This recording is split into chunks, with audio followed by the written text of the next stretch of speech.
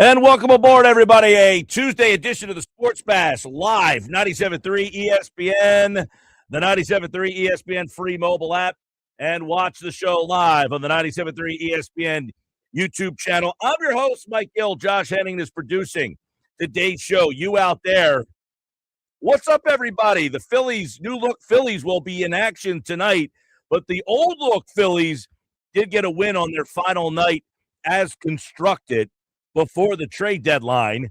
Luis Ariz will be there tonight. Where will he hit in the lineup? We're going to be keeping an eye on that. Listen for the Chachi's 13th floor lineup today, and we'll see where Luis Ariz hits in the lineup. Jeff Kerr told us yesterday he thinks he will hit leadoff and that Trey Turner will go to the 4-hole. We'll see how that all works out. We also have a lot to talk about concerning what Dave Dombrowski said yesterday. We have all the audio from Dombrowski's kind of powwow with the media. Kind of happened right before we got off the air last night. So we do have all the cuts for today's show, and hopefully he can explain some of the things that they tried to do, what they accomplished, what they didn't accomplish, what they wanted to accomplish, because he did admit, there was a report from Jason Stark that they tried to get a starter and maybe another bullpen arm or a bat, and they ran out of time. To hear that, we ran out of time. It's like, are you kidding me? So we'll hear what Dave Dombrowski said throughout the show today. Busy show today. Coming up at the bottom of the hour, today's Phillies Fastball. Oscar will join me to kind of break down what the Phillies look like now. Yesterday during the Nuggets segment, Nick and I got into a little bit of a debate on the guys moving all over the place. And I know a lot of people seem to be up in arms about the fact that they moved Stott to third and they're going to have Harper go back to the outfield, as opposed to just moving Stott to shortstop and then Turner to the outfield. Here's what I would say about this. I don't really have a problem with Stott going to third base, but here's the problem that I have. Trey Turner should have been the one, just like Bryce Harper did. Bryce Harper told the team he would be willing to move back to the outfield if they needed him to. Trey Turner should have done the same thing. Trey Turner is making the Phillies organization seem like the bad guy here. The Phillies organization is getting criticized by the fans because they didn't want to ask Trey Turner. Was there any discussion about moving Trey? Don Mattingly says, zero discussion. Because they didn't want to rock the Trey Turner boat. So Trey Turner should have rocked it himself. If he knows the team doesn't feel comfortable approaching him because he's $300 man, $300 million man, Trey Turner, can't approach me, then he should approach them. Look, Bryce Harper, you can criticize for a lot of things, but he went to them and said, guys, if you need me to move to the outfield, I'll do it. Trey Turner should have followed suit. And if Trey Turner follows suit, Stott moves to short, Turner goes to the outfield, Bohm stays at third, Harper goes to first, and we don't have to do all this jump jive and away we go. Turner could have been fine playing left field on this team. Turner in left, Crawford and Hill will talk, and then Brandon Marsh goes to right field. But instead, you've got a situation where we keep talking about Trey Turner and his deficiencies at shortstop. Trey Turner should have been the guy that said to the Phillies, guys, I'm Buzz, I know what's going on out there. If you need to move me for the betterment of the team, I'm on board. Instead, Don Mattingly has to get asked, was there any consideration? Zero. And Dave Dombrowski commented on it as well. And here's what Dombrowski said when he was asked if Turner moving to the outfield was a consideration. What gives you the confidence in big games, big moments, he'll come through and not commit? Well, he's done it before, and he works hard at it, and I've seen fielders go through struggling times just like hitters do and pitchers do. So He's a proven big league player, and I think he'll do fine.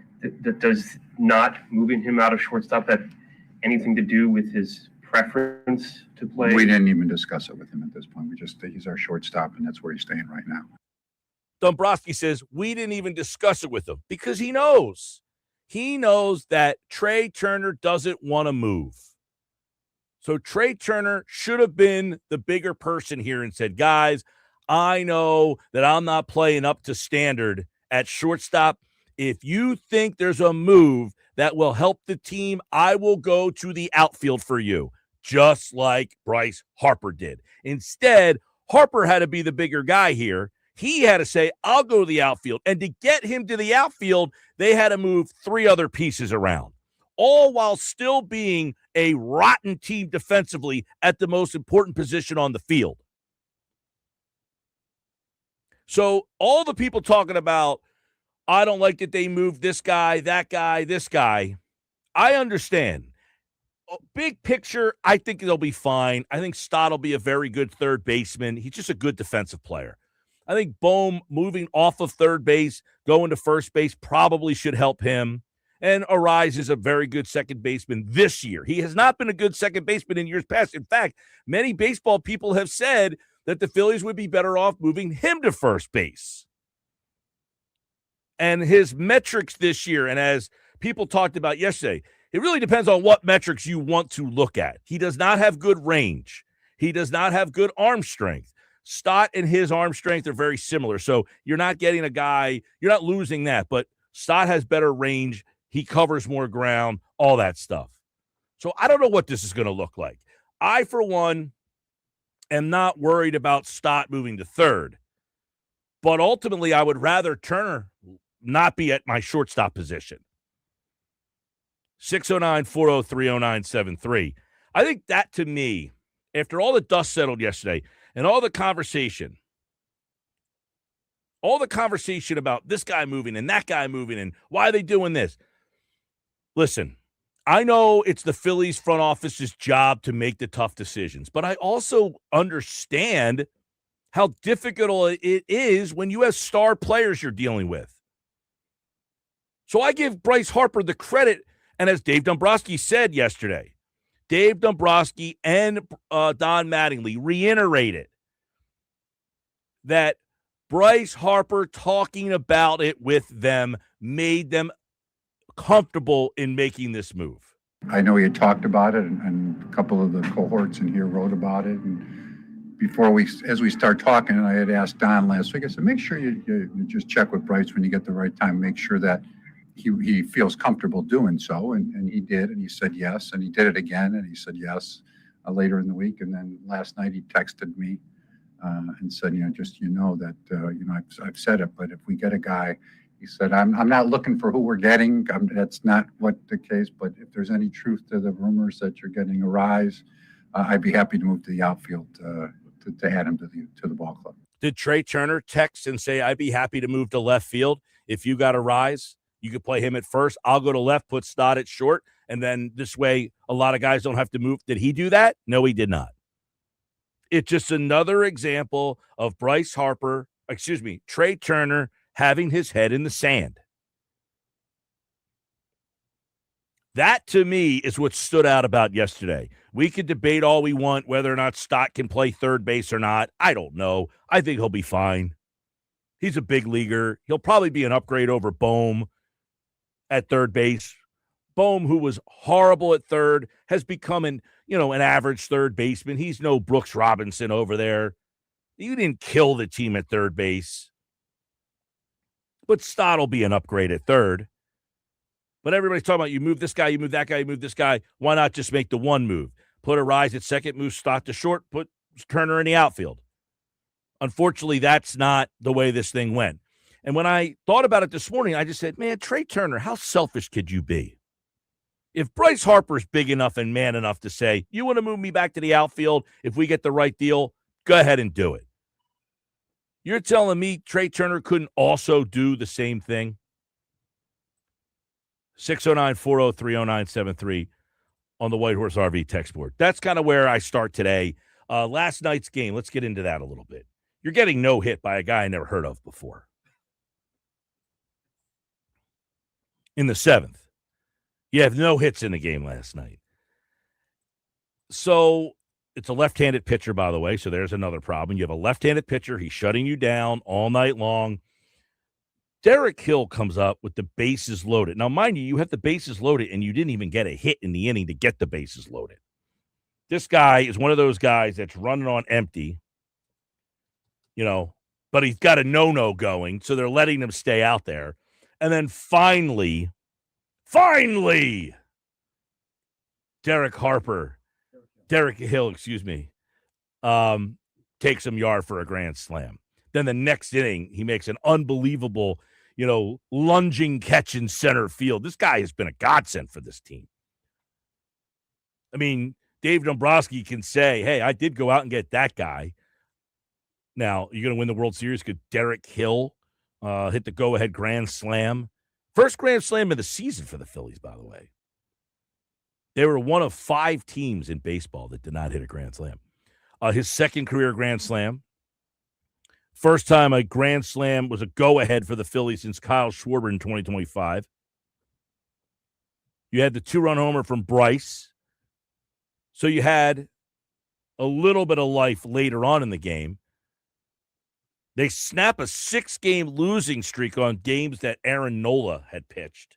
And it's the first time they've won a game without Nola, with Nola or whoever pitching. I don't even know when the last time was. But the game last night is a microcosm of it all, right? Derek Hill, the platoon guy, hits the grand slam. You've been waiting for the big hit all night long. He gets the hit. He's not even an everyday player because, he only plays against left-handed pitching. And that's the bugaboo, is here's a guy that can't get any consistency, can't get going, can't get flowing because he's probably not going to play tonight. Nola gives you a quality start.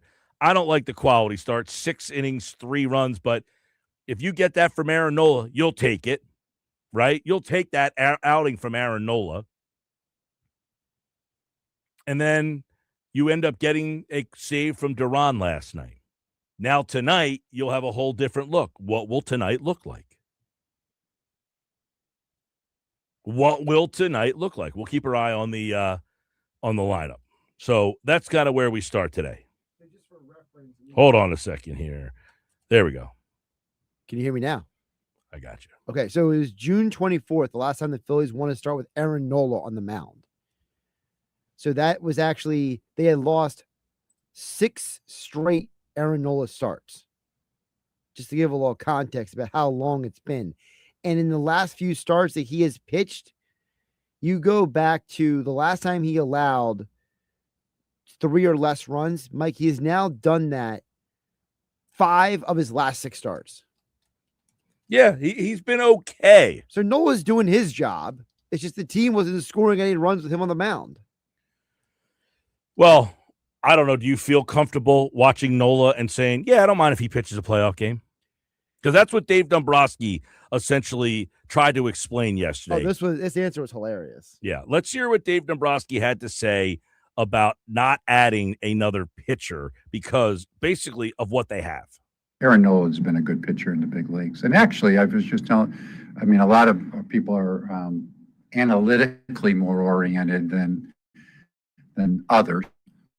But if you look at 75th in Major League Baseball of all starting pitchers. So, when you do that and you go by 30 and divide it. But he has not pitched up to his normal capabilities. He pitched well last time out, but between him and Painter, and we'll figure that out when we get there. Yeah, we'll figure it out. Both guys have been pretty lousy so far. We haven't won a game with either one of those guys pitching since June. And I actually have another thought about that I do want to get into. But he did explain that the Phillies weren't going to add another pitcher. And here's what he said about why. We feel that if we can make it to the postseason, our starting rotation's in really solid shape. Other people are looking to add to their top 3. In our situation here, that really wasn't a necessity. So if we were going to do it and add somebody, they would have had to been significantly better, in our opinion, than Andrew, than just acquiring just another arm. Well, we talked to a lot of clubs about starting pitchers, yes, just to see who was out there on a consistent basis and what the cost would be. So they had to be significantly better than what they had, Nola and Painter. So according to some reports, Painter's last start was enough for them to feel comfortable enough that they didn't think that that was a priority. And Dombrowski explained that they prioritize bullpen over starting pitching. The choice came into, you end up getting a guy that's a fifth starter that you don't think is as good as your guy that you have now, an option, the guy that you think gives a better chance to win to help your depth, or do what we're doing. And we figured we'd do what we were doing, help our bullpen. And, Ron Hell has had ups and downs. People call us about him, about their adding to their depth. So, I always worry, but also after you get past the trading deadline, and this year it happens to be August 3rd, I worry about our depth everywhere if you have injuries. Well, number one, no one's calling you about Rangel. Which statement by Dombrowski do you call more chicanery on? Is it him saying that people are calling the Phillies about Alan Hangel, or is it him saying that because analytics say Aaron Nola is a good pitcher in baseball, that's why they like him? He's trying to find anything he can to say that Aaron Nola, because he knows that he's got a guy that is completely overpaid at this stage. He knows that.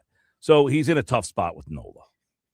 This answer reminded me of, remember Kenny Atkinson said, if you go by the analytics, we actually won those games. Yeah, exactly. If you go by the analytics, Nola's actually been a Cy Young Award candidate. So if he's 75th pitcher, you divide it by 30. Like, when he said that, I almost fell over. I was like, is he serious right now? Yeah, pretty tone deaf, if you ask me. But then he also says, oh, people are calling us about Alan Hangel. No, they're not. No. No one's calling you about Alan Hangel. I don't think so. I can't imagine anybody says, just hey, like Reed Detmers wasn't traded at the deadline. Is Alan Rangel a guy that we can acquire? No. We need to keep him. We need depth in our organization. I mean, get the heck out of here with that. 609-403-0973. A couple things from yesterday. Deadline. One. By the way, Brandon in Dennisville. Let me read off a couple of these real quick. People taking the time to text in. I should try to get them off real quick. Brandon in Dennisville. Turner doesn't come off as a Philadelphia athlete, starting with the introductory press conference when he refused to wear the hat because he didn't want to mess up his hair, hoping they find a team that will take a pretty boy on in his contract in the offseason. Brandon, I agree that he has, I don't want to say he doesn't come off as a Philadelphia athlete. I don't really care about that. But what I do care about is, you're right, though. He has just never connected with the fan base. And he hasn't tried. He doesn't try. He's just not a connectable guy. And in this situation, he's completely tone deaf to what's going on around him. There's a bullhorn of people, a bullhorn yelling and screaming, hey, Trey, help the team out. Let someone else play short so that you don't have a guy playing shortstop, the most important position in the infield, who is hurting the team. So go to the front office and say, guys, I'm not playing up to my capabilities. If you need to, I will move. Bryce Harper is big enough to do it. And really quick, Mike, you've made the comment in the past, you and I have had these conversations at times about having a level of professional pride. How does Trey Turner wake up in the morning, look at himself in the mirror, and say, you know what? I got the most errors of any shortstop in Major League Baseball, but I'm doing good. I don't know that he does look that. I think he probably looks at himself in the mirror and says to himself, I know, like similar to what Dombrowski says. He says, I know he can do it because he's done it before. That's always the answer is, well, he's done it before, without the thought, possibly guys decline as you get older. Maybe you're not as good as you get older. Maybe you don't do the things that you used to do as well. Total missed opportunity in terms of, if the Phillies didn't want to go to Turner, and Turner should have gone to them, much like Harper, like Dombrowski said to Mattingly, hey, he has kind of hinted that he would go to the outfield. Go talk to him again and just confirm that he's okay with that. Now, some people listening might say, why does that matter? You run the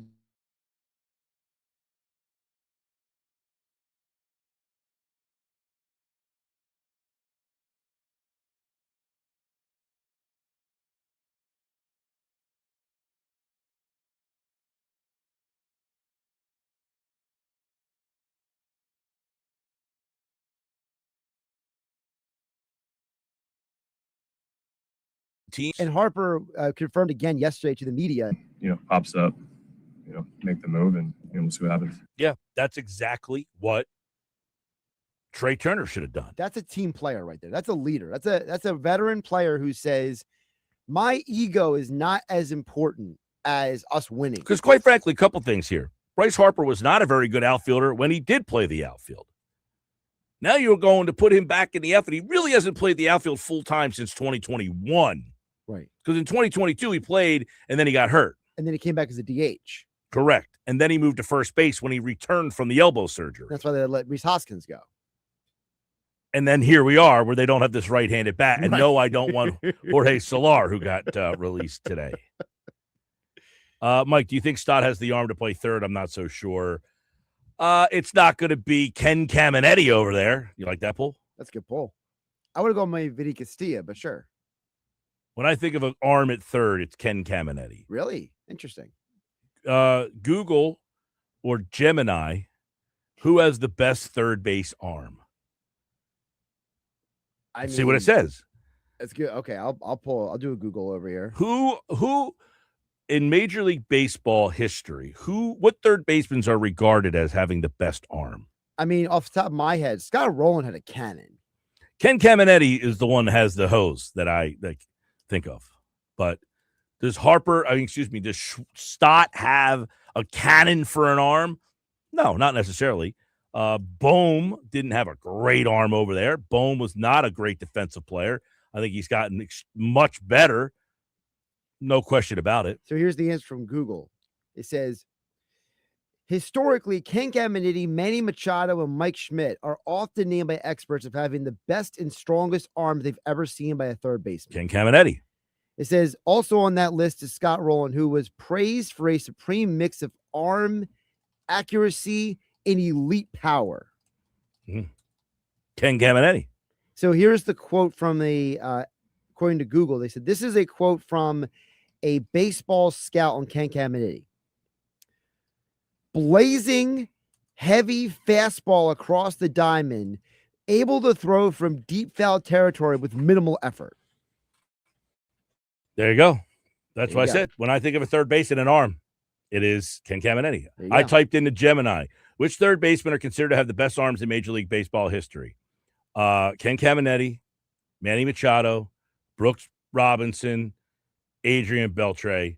Oh, Honorable my mention, goodness. Nolan Arenado. Adrian Beltre, that's a pull right there. He had a howitzer for an arm too. I remember when he was playing for the Rangers, he would throw those balls across. Because remember at one point it was that one side of the diamond was him and Mike Young. Had them both. Ken Caminetti, it says, widely regarded by his peers and scouts as having the most powerful arm in third base history. First guy I thought of. Now, your guy was who? Vinny Castillo? I don't think of him as a guy with a big arm. Yeah, my two guys were Castilla and Rowland. Gotcha. All right, 609-403-0973. I don't understand this guy's question. I'm sorry, Mike. What should the shortstop do for the 10,000th time? Is he referring to the fact that I said that Turner should have asked to move to the outfield? I think the person needs to work on their listening skills. Maybe he didn't like the fact that I was hammering that point home, that I thought that Turner should have been a little bit more of a team player. It might be the same guy who's gotten on my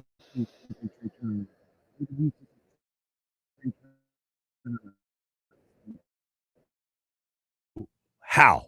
What is it about Turner you connect with him as a player? Because to me, the biggest story of yesterday is that Harper had to be the one to go to management and say, I'll move. Why didn't Turner do the same thing?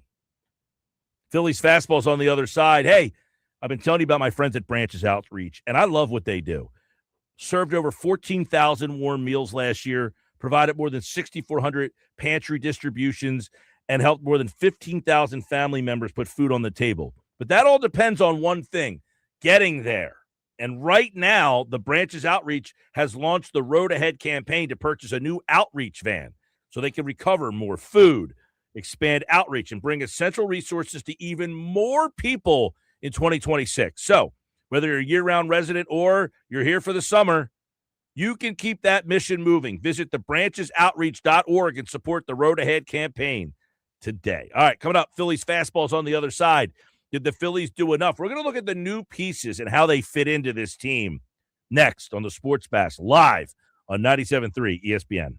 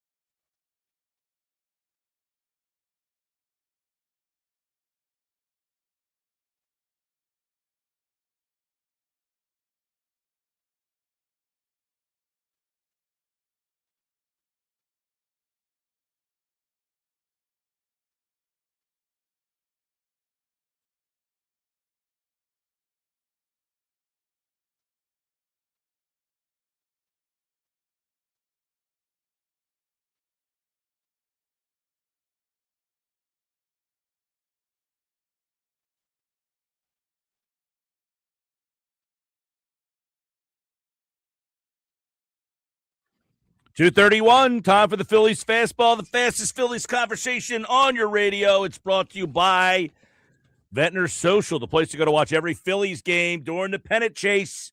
Phillies tonight taking on the Nationals. Nationals 6-game losing streak, longest active streak in baseball. Phillies have won 4 straight against Washington. A 5th straight win would be the longest active streak against Washington. It's Luzardo going for the Phillies tonight. Jesus Luzardo. We'll get into the game tonight and more right now with Oscar Budijan, who's in today for today's Phillies Fastball. Let's focus on what can we expect from the 3 new guys and how they fit in as we start right there with Oscar Budijan, who's in today. No Jeff. He's on assignment today. He's got some writing work, so he'll be back on tomorrow's edition of Phillies Fastball. But right now, Oscar is here as we'll talk some Phillies Fastball. Oscar, I don't know if you heard what I was saying right beforehand, but Bryce Harper asked to go to the outfielder, said that he would. He didn't ask to. He said that he would. Yesterday, the Phillies said they gave 0 consideration to Turner, but should Turner have done what Harper did and said, if you need me to, I'll move? I'll move to left field and problem solved. Let's just put it that way. Look, I don't. I mean, you cannot get into the minds of certain people. Look, I know Trey Turner works very, very hard. I've seen it with my own eyes. He works probably most than a lot of the guys on this team. He doesn't have a huge voice. I mean, in terms of being kind of a spokesperson or being out there, he's kind of on the shy side. It is frustrating, I think, for a lot of fans. And look, if you ask me, it's probably the best thing to put a stud at shortstop and then move, just like Mundito has done a number of times, not being a left fielder and moving him to left field. It could have been in consideration. I mean, it should have been in consideration, but it wasn't. I mean, using maybe his speed and maybe his ability to catch fly balls might not be as sharp or – I mean, probably when you go as an outfielder, you're an infielder. I play infield most of my life and I've played outfield in the past. And I mean, a few years back, Mike, not for your travel team. Look, recognition of where the fly ball is going is probably the biggest issue when you're back there. You don't know if you need to go back or forward, and that happens a lot. But probably him in left field is probably the best solution for the Phillies. That way you would not have moved Alec Bohm.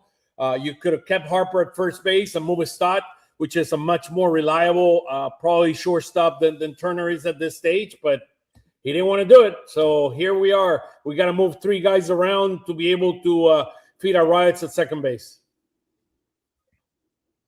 He didn't want to do it, and the team never approached him about even. They said they gave 0 consideration. So he'll be at short. Let's talk about some of the new situations now. Luis Arias, he's going to play second base here. Let's talk a little bit about what he adds to both the lineup and how this affects the defense. Yeah. No, just from a defense standpoint, I talked to a few guys that have followed Arias throughout their career very, very closely, much closely than I have. I've seen Arias played many, many times. They basically said he's a much better second baseman than he's a first baseman. I mean, and he is an okay second baseman based on my view where he is right now. But apparently, I mean, in their view, he's a much better second baseman than a first baseman. It is what it is. Arias is going to play second base, and we just got to move with it. Look, offensively, I think this guy unlocks this entire lineup. He's probably going to be, I mean, if he's not a leadoff, I'll be disappointed. He's probably going to be the leadoff of this team. He has a 93.1. Listen to this number because this number is very, very important. He has a 93.1% contact percentage rate. The average in MLB is 77. Just 77 MLB. Turner is at 74.5, Harper at 71.2, and Schwarber is at 68.5. So at 93.1, this guy makes contact. He hits everything. I mean, nothing passes through him. He has only a 5.6 percentage point strikeouts. I mean, the guy is a 4.5% strikeout rate this year. He's a hitting machine. I mean, that's the way I would look at it. When you look at the Rob Carews of this world, when you look at the Tony Wings of this world, that's what you'll find on this guy hitting at the top of the rate. He's not the greatest, the fastest guy out there, but he makes contact and he brings energy. Those are the two things that you're going to see out of him, things that this lineup did not have. So I think he's going to unlock the full potential of this lineup in many ways, and I think he's going to be a huge influence over Turner. He's going to be a huge influence over Bryson Stott, which needs to be better contact guys than they are right now. So Arise now will be somewhere in the top of the lineup. The lineup is not out yet, so we don't know. Jeff thinks he'll hit leadoff. Do you think he'll hit leadoff? I do believe he's going to hit leadoff. It will be a very disappointing if not the leadoff. The question is going to hit second. From an on-base percentage standpoint, it should be Schwarber. So to me, if this was my lineup, I put Arise 1, Schwarber 2, Harper 3, which we know that's where he wants to hit, and then put Turner 4th. It'll be a very interesting dynamics for particularly in the first few days. No doubt about it. All right, let's look at how some of the other guys, the bullpen. How does this bullpen set up now with the two newcomers and how they fit into the bullpen? I think the word is depth, right? It gives you a level of depth that you did not have before. Duran, I mean, is locked in. I mean, he has 13 points. This team is going to strike out a lot. This bullpen is going to strike out a lot of people. Duran is at 13.3 in 9 innings. Orion Kirkry at 10.1. Alvarado 11.6. Boland at 11.2. And then Riley comes at 8.7. But he's really, really good. I think Brooke Riley was the guy that I'm most excited about that they brought. We have a number 1 lefty coming out of that pen, and he's going to be this guy, Brooke Riley. He's been unbelievable this year. And then Callum Killian, 10.8 in 9 innings. I really like this guy. I think this guy is more of a project. He's very similar to Boland. These guys are strikeout pitchers that are beginning to learn how to pitch at a high level. But Brooke Riley, he's your number 1 lefty right now coming out of that pen. All right, Oscar. Obviously, you take a look at what you expect from the 3 newcomers. Would you consider Dave Dombrowski a winner yesterday? I would say I would call it a winner light. I think this team needed to get another arm. Like Casey Mize would have been ideal. I know we were fighting for Casey Mize. The other name that I heard was Singer. We did not get that additional arm. I think we missed an arm. And the other thing that we missed was I would have loved another outfielder. I do believe we're probably a bad short in the outfield to be able to complement that. Javier Harper now in right field, it eases things a little bit. If that continues to be the case, I like what we're gonna have platoons both in left and in center. Hill is looking the part. I mean, you got to give it to the guy. I mean, I wasn't expecting Hill to be this good. He hit the home run yesterday. I mean, he won the game. I mean, with it, both his bat and his defense. So he's really good defensively. I'm thinking postseason, right? I'm thinking postseason. I think it was an improvement. I don't think it was all the way where I would have loved to see this. I do believe the big winners, if you start looking, I do believe the Chicago Cubs absolutely raised the bar. Look, the Dodgers were number 1 on my list in terms of teams in the National League. I mean, adding an arm like Tariq Skubal, adding down the road Chris Bubik, which was a great pitcher in Kansas City, another lefty. I mean, this guy's loaded with lefties now. Huh? He was awesome last year. He was awesome. He's in the 60-day IL. I don't think he's going to come back this year. He'll probably come back next year. But look, they got Tariq Skubal, Casey Mize, which came also out of Detroit. They got him from the second best prospect in the San Diego Padres system. For Tariq Skubal, which is very, I mean, you look at this. Tariq Skubal was traded on Saturday. He was traded on Saturday for the the 4th best outfielder in the Dodger farm system. The 4th best outfielder for Tariq Skubal. Give me a break. Give me the first one. Give me the second one. The 4th best outfielder? No way, man. I do believe I hear through the grapevine that Scott Boras might have something to do with that trade to LA, putting his influence in there. But to me, he was underpriced. And look, the big losers of this trade deadline are, in my opinion, number one, the Milwaukee Brewers. The Milwaukee Brewers have the best farm system in baseball, and they needed to go aggressive. You imagine going Missorowski and Tarek Skubal, that would have been the 1-2 punch that would have given them a great chance to beat the Dodgers. It's going to be very, very hard to beat the Dodgers in the postseason. One of the viewers, Ryan, said they better pick up Jorge Soler. Good bat. The Angels just DFA'd him.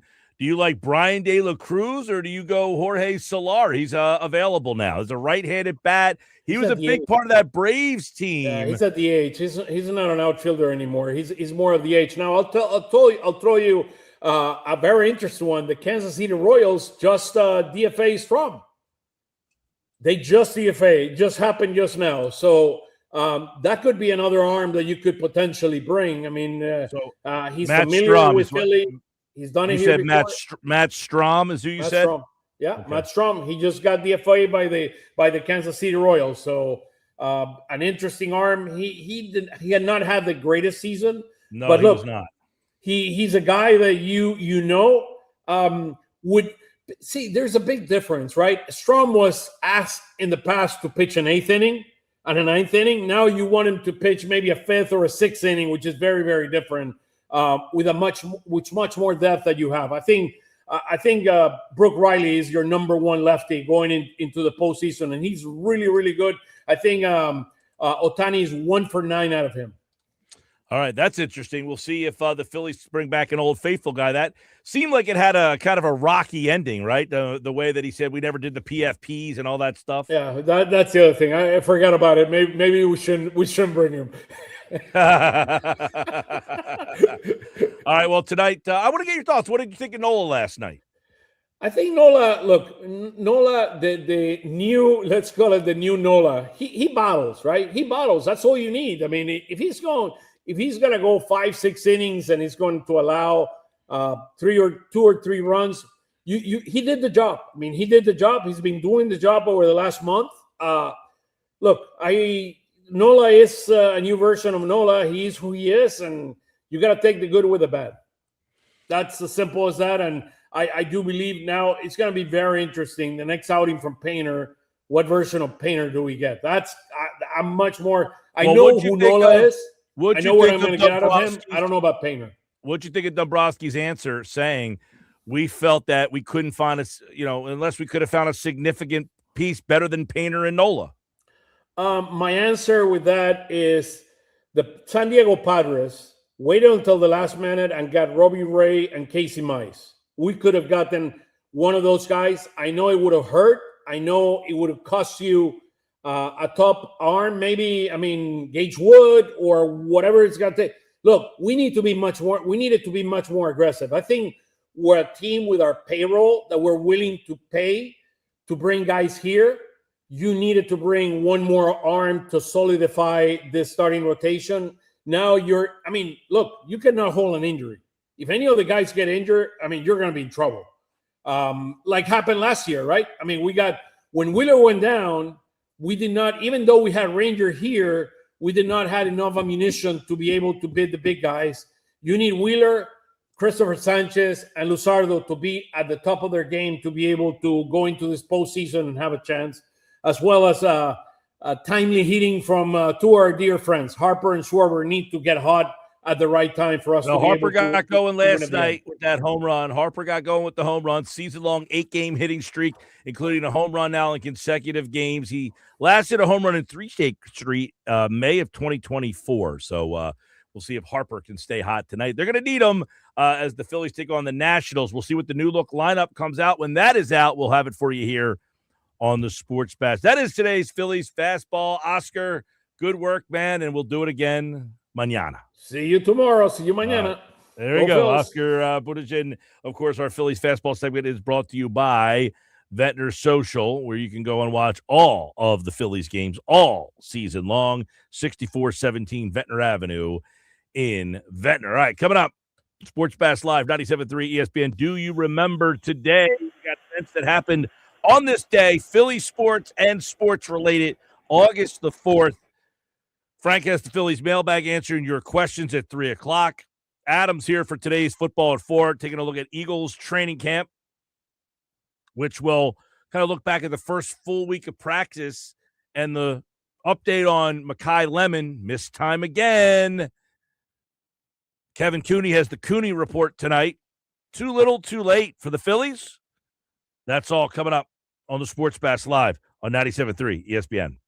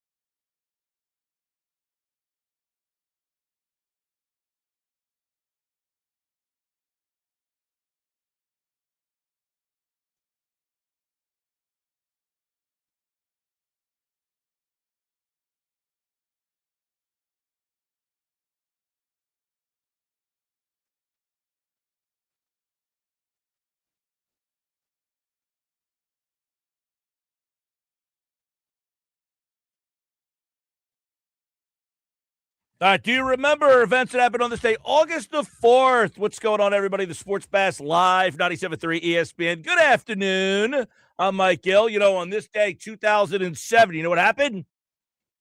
Barry Bonds hit 755. He ties Hank Aaron's all-time record. Second inning off of Clay Hensley.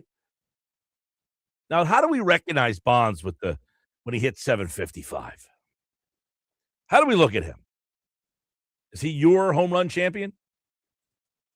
I've always had the position that Bonds didn't get 755 home runs because of steroids. He got it because he was already a great hitter who was aided by some. I don't know. Like, I PEDs. feel like the number is not really recognized the way that Aaron's was. No, it's not, because Aaron also was not a classic home run hitter. He just accumulated it over a long period of time. Aaron never hit 50 home runs in a year. Just weird, though, that number was so in focus for so long. And now it's like you don't know whose number to really kind of go off of. Like, I don't even know that people know what Bonds' total actually is. Like, what is the all-time number now? I don't know either. I have to look it up. I still know 756 is Henry Aaron. On this day, 2010, the trade deadline, the Phillies added former Royal Mike Sweeney in a trade with the Mariners. That's how bad it was in 2010. They went out and got Mike Sweeney. He did nothing. He was not great. Also on this day in 2025, 1 year ago, the Phillies hit 6 home runs against the Orioles in front of a sold-out home crowd. It's a 2-homer night for Kyle Schwarber. Can they get a two home run night from Kyle Schwarber tonight? Those are things that happened on this day, August the 4th, actually 2010. 3 years after hitting his 500th homer, A-Rod hit his 600th homer. Another guy. Another Don't know guy. what to do with his numbers. This is a fun one, real quick. 1982, Joel Youngblood had 2 hits the same day. He got traded from the Mets to the Expos during the middle of the day, and he played in Chicago and Philadelphia. He had hits in both games. That's impressive. That's never going to happen again. Arise could have probably had 2 hits for 2 teams in the same day.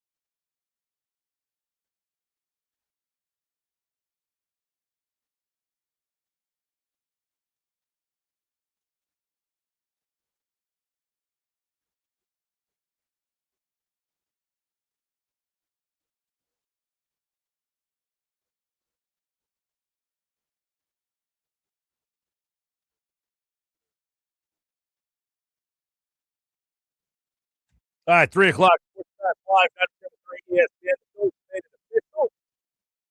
Luis Ariz will wear number 4. Caleb Killian will wear number 56. Brooks Raley will wear number 30. To make room for those 3 guys on the roster, Kyle Backus, Gabriel Rincones have been sent to AAA, and then Seth Johnson was traded yesterday to the A's. Those are the 3 spots that opened up on the Phillies 26-man, and that's what we have.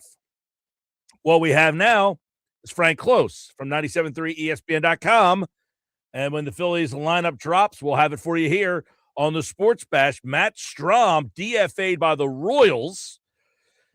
You know, a lot of Philly fans always get into that. I wonder if other fan bases do that. When a guy that you had that was somewhat successful gets released and he's available, do other fan bases say, we want that guy? Should the Phillies want Matt Strahm? He hasn't been very good this year, but he was pretty successful for the Phillies during his tenure here. In fact, he made the All-Star game when he helped the Phillies bullpen out, bring in Frank Klose. Of course, his mailbag is up right now at 97.3 ESPN.com. What's going on, Frank, post-deadline day? How you be? I'm all right. How are you, Mike? All is good. Strahm, any interest there? Would he be a guy Nope. you'd kick the tires on? Nope. Okay. Absolutely not. From what I've heard from inside the clubhouse, he was not appreciated by the clubhouse. So I think his results plus the fact he wasn't appreciated. He wasn't appreciated. Like, in other words, he wasn't very popular in the clubhouse. Not popular. I don't think they felt he was a great teammate. So I think for that reason alone, you don't even. Beside the fact he has not been good this year, I just think he's not a fit anymore. I mean, the 2 names I kept hearing that were kind of I wouldn't say a problem in the clubhouse were Nick Castellanos and Matt Strahm, and the team ridded themselves of both of them last offseason. And so I don't think they're going back there. All right. Ariz is here. He'll be in the lineup tonight. Where would you hit him? The lineup is not out yet that I have seen. Where would you hit him? This is a really tough question to answer, right? Because we're looking at a whole bunch of lefties. You know, the Phillies already for a while lined up all their lefties in a row. This gives them yet another one. Now, I would put him, excuse me, I would put him at the top, I think, and Trey Turner second, Bryce Harper third, Kyle Schwarber fourth. That would be option A. Or you'd have to maybe consider going Ariz, Schwarber, Harper, and then Trey Turner in the cleanup spot, which is not ideal by any means. But the only thing I don't like about Ariz leading off is that his speed. He's not that quick on the base paths. So, but then again, if the right guy's hitting behind him, if it's Schwarber behind him, you don't worry about it so much because he can outrun Schwarber. But you don't want to clog up the base paths either. But I think the reason why you need somebody like Ariz is to get on base ahead of those guys. I think that's probably what's going to happen. So I don't have to line the lefties up all in a row because let's face it. Well, I will tell you what it is because it has just dropped. The Phillies lineup is out, and it is brought to you by Chachi's 13th Floor, now open at Villa Raffici's in Absecon on the White Horse Pike. Have your fantasy football draft there. For $20, your draft package includes great food and cold beer. 609-403-0973. Text your name and where you're from, and if the Phillies scored exactly 13 runs tonight, you could win a $100 gift card to Villa Raffici's. If they do not score 13 runs tonight, you are in for a $25 gift card on Friday's show. Here's the lineup. Schwarber is batting leadoff. Turner, Harper, Ariz, Bohm, Real Muto, Marsh, Stott, and Crawford. So Ariz is in the 4 hole. What do you think? I was not expecting that.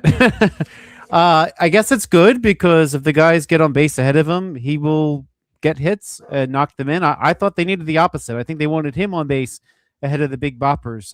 But I think this is a testament to the fact that Ariz does not strike out. He's just struck out 21 times this year so far. That's just about a fifth of what Bryce Harper has. So I think that must be what they're going for, is to basically get some of those runs in when those guys ahead of him get on base. So I'm a little bit surprised by that. I'm a little surprised as well. By the way, Ariz, 38 games started in hitting in the 4 hole. 295, 352 on base. So he's got a very good on base percentage. Problem with him is not a big power guy, not a big drive-in run guy, hitting behind all those guys. I guess they're saying, Schwarber, Turner, Harper, if you guys are on base, there's going to be a guy that can at least hit to get you home as opposed to him being on the bases. I don't know that I like this one. I like your lineup with Turner in the 4-hole. Yeah, I mean, Turner's got more power this year than usual anyway, if nothing else, right? But, to me, that we're back to the problem that there's always been, is that when you have Turner behind Schwarber, Schwarber's going to clog the bases, right? I mean, that was something I just said was worried about as this lineup was dropping, having somebody on base who's slow in the wrong spot. And I think here, back to Schwarber leading off, I think then you're good. I think he's probably there because he's walking a lot lately and his power is a little bit off. All right, so that just happened live. The lineup just dropped as we were having this conversation, so it kind of threw us for a little bit of a loop there. So Arise is here. He is in the 4-hole, 609-403-0973. First question from Rich, did the Phillies do enough at the deadline? Let's get into that. Well, I think getting the best hitter that's available is a good thing, right? You got a couple relievers. That was something else that's also a good thing that we'll get into. But the thing that really bothers me, I guess, is that the Phillies did not acquire a starting pitcher. And Jason Stark of The Athletic, when he says something, you usually trust him. And he had been reporting that the Phillies were looking to add a starting pitcher that they could start in a playoff game. So they weren't looking just to fill a fifth spot. They were trying to get somebody who was good enough to start in a playoff series. And instead, they got nothing at all, which is a little bit disappointing. Now, what my gut is telling me, Mike, is that the Phillies were probably in on somebody like Casey Mize all the way up until the last minute. Mize was moved probably as the last trade of the day before the deadline actually hit. Maybe the Phillies were in on him until the very end, and then the San Diego Padres pulled it away. And if that's the case, there was no time to do anything else. Bob Nightingale was reporting yesterday that the Phillies were in on Robbie Ray until he was traded. So I'm really worried about the Phillies starting rotation. If now let me put it this way, Mike, if you have who you have on the roster right now, when the playoffs hit, you probably are okay, right? Obviously, Zach Wheeler, Christopher Sanchez, Jesus Luzardo, that's a really good trio to go into the playoffs with. What worries me is that behind Aaron Nola, who's been okay lately, you still don't know what you have. Andrew Painter took the ball the last time. He did respectably against the Orioles in Baltimore.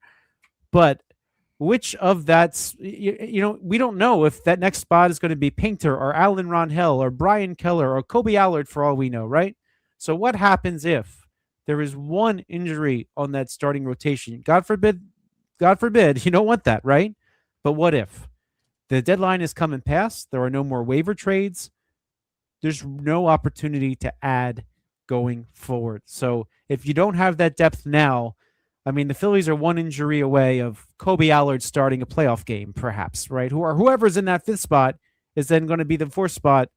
Phillies will be much, much, much worse off. Now, it could work out fine, but a little bit nervous that they don't have the starting pitching depth in case there is an injury. All right, Rich had a question that all of us want to know. Did they do enough? I think a lot of us would say, they tried. I don't think they did enough. I don't think they closed the gap. I don't feel like, this team is ready to make a deep playoff run because they added Luis Arise. And quite frankly, I think they're hitting him in the wrong spot in the order to make me feel any better. Everyone said the Phillies need a right-handed bat. Why did they go for a left-handed bat? That's what Tony wants to know. Well, they did add who I think was the best bat overall on the market that got traded, right? So they should get some credit for that. Now, he hits left-handed. That's true. I'm not worried about that so much. Well, why? Because he's a 3-time batting champion. He doesn't strike out, as I just said. And basically the team with the worst on-base percentage is getting somebody with a very high on-base percentage. So someone like him hits lefties, he hits righties alike. That is of no worry at all in terms of who's hitting. To me, the worry is what happens in the field, right? You now have him coming in, taking over second base, where your second baseman was your best defensive infielder in this particular infield, and you are changing you're changing 3 positions out of the 4, except for the one who has been your worst defender in the infield this season. So I'm a little uncomfortable with that. I think Alec Boehm's fine at first base. In fact, when he was filling in while Schwarber was ill and they reconfigured, I actually made a comment to someone that he did a really nice job at first base. That's fine. Stott to third. Well, he did it for a few games in 22. I don't know, or 23 or whatever that was, that opening day where he kind of jumped over Bohm for a hot minute. He probably will be okay-ish, but what really concerns me is Trey Turner, already struggling this season, now needs to learn a new double play partner on the fly.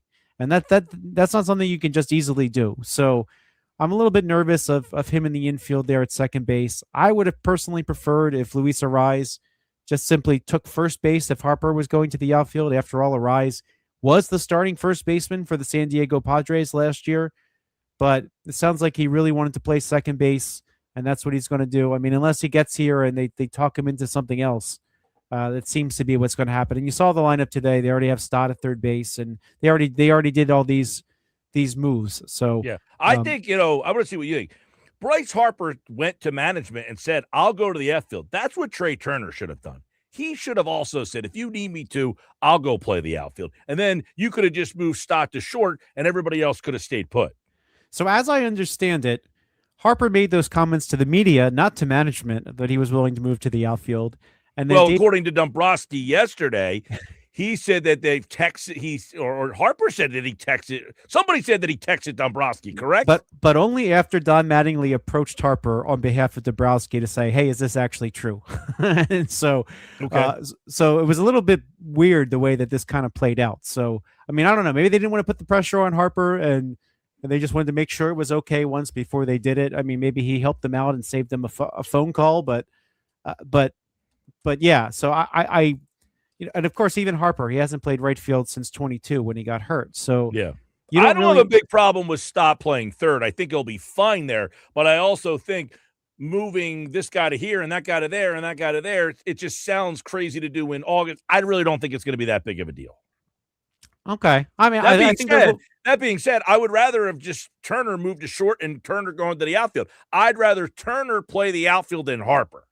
I would agree with that, and I think that that's what's going to happen long term. But next year, I think Harper comes back to spring training whenever it begins. After, again, we are assuming a lockout, but maybe I say that too much. But I think whenever the team convenes next year, Harper will be at first, and Turner will be in the outfield.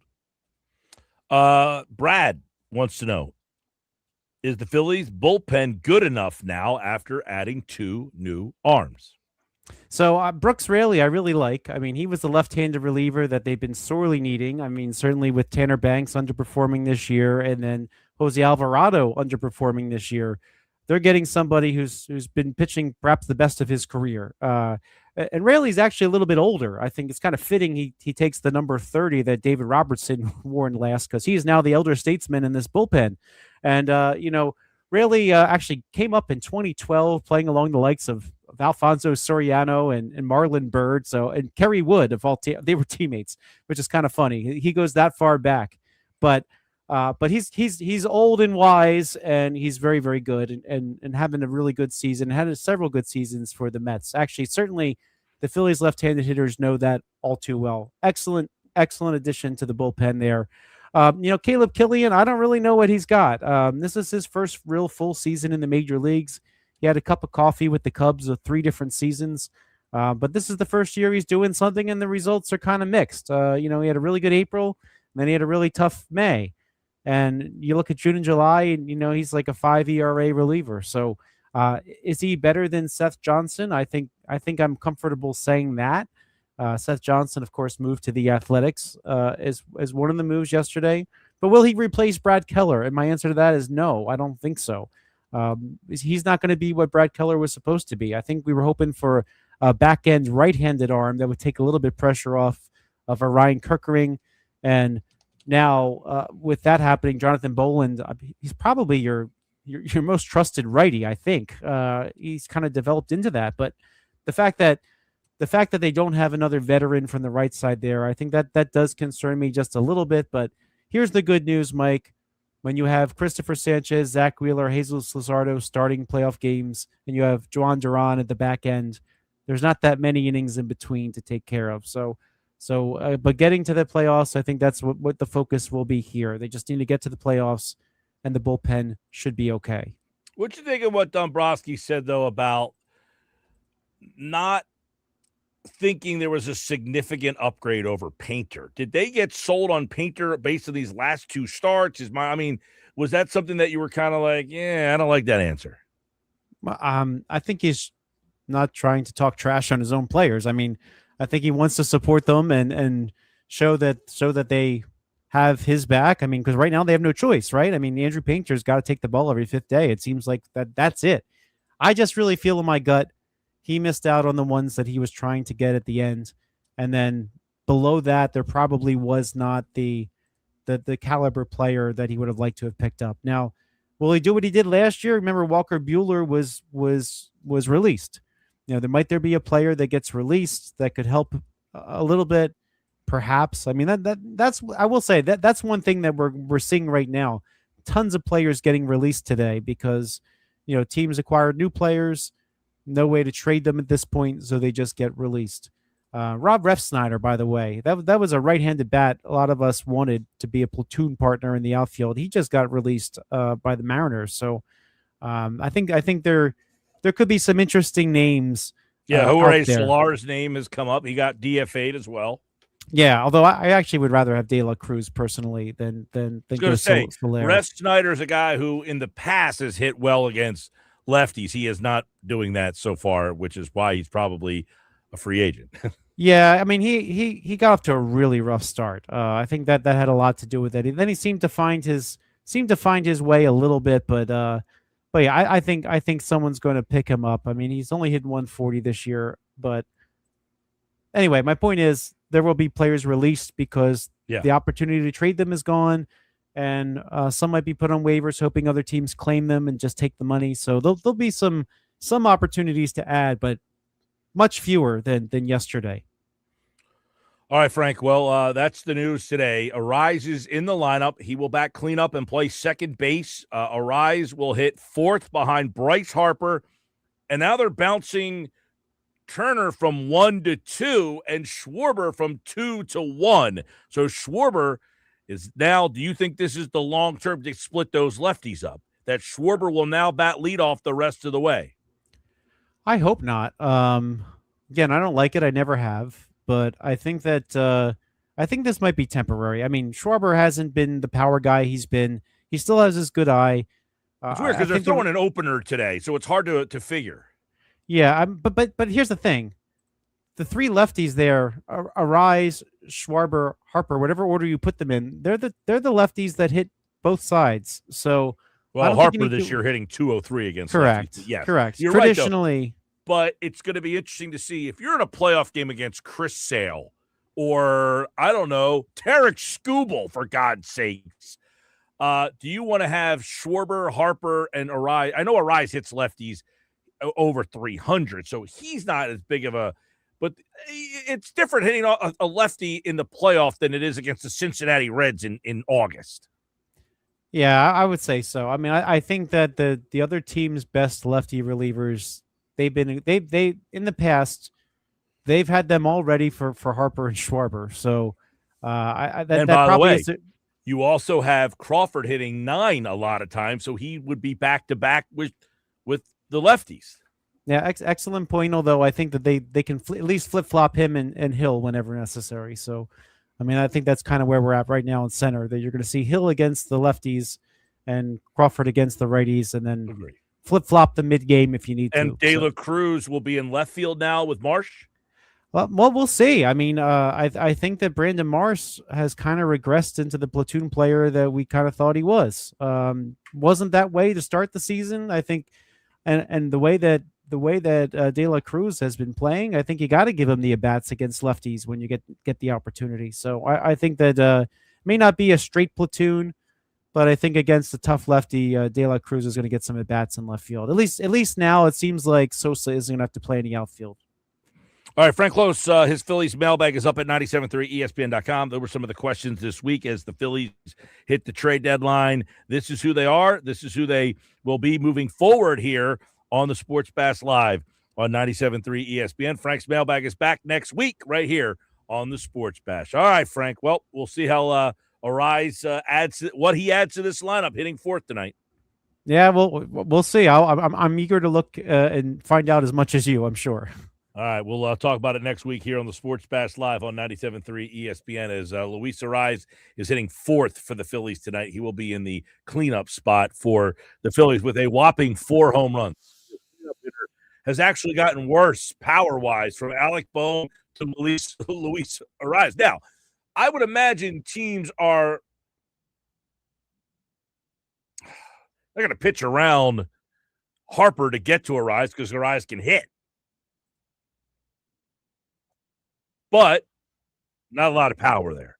Although I did see something that suggested that if Arraez hit in Philadelphia as opposed to where he was, he would have 12 home runs instead of 4. All right, I'm Mike Gill. This is the Sports Bash Live, 97.3 ESPN. I got so much more coming up. Kevin Cooney's Cooney Report at 5 o'clock. We got Eagles camp. What's going on with Makai Lemon? Nuggets, Unsportsmanlike Moment of the Day. Stick around. More Sports Bash coming up on 97.3 ESPN.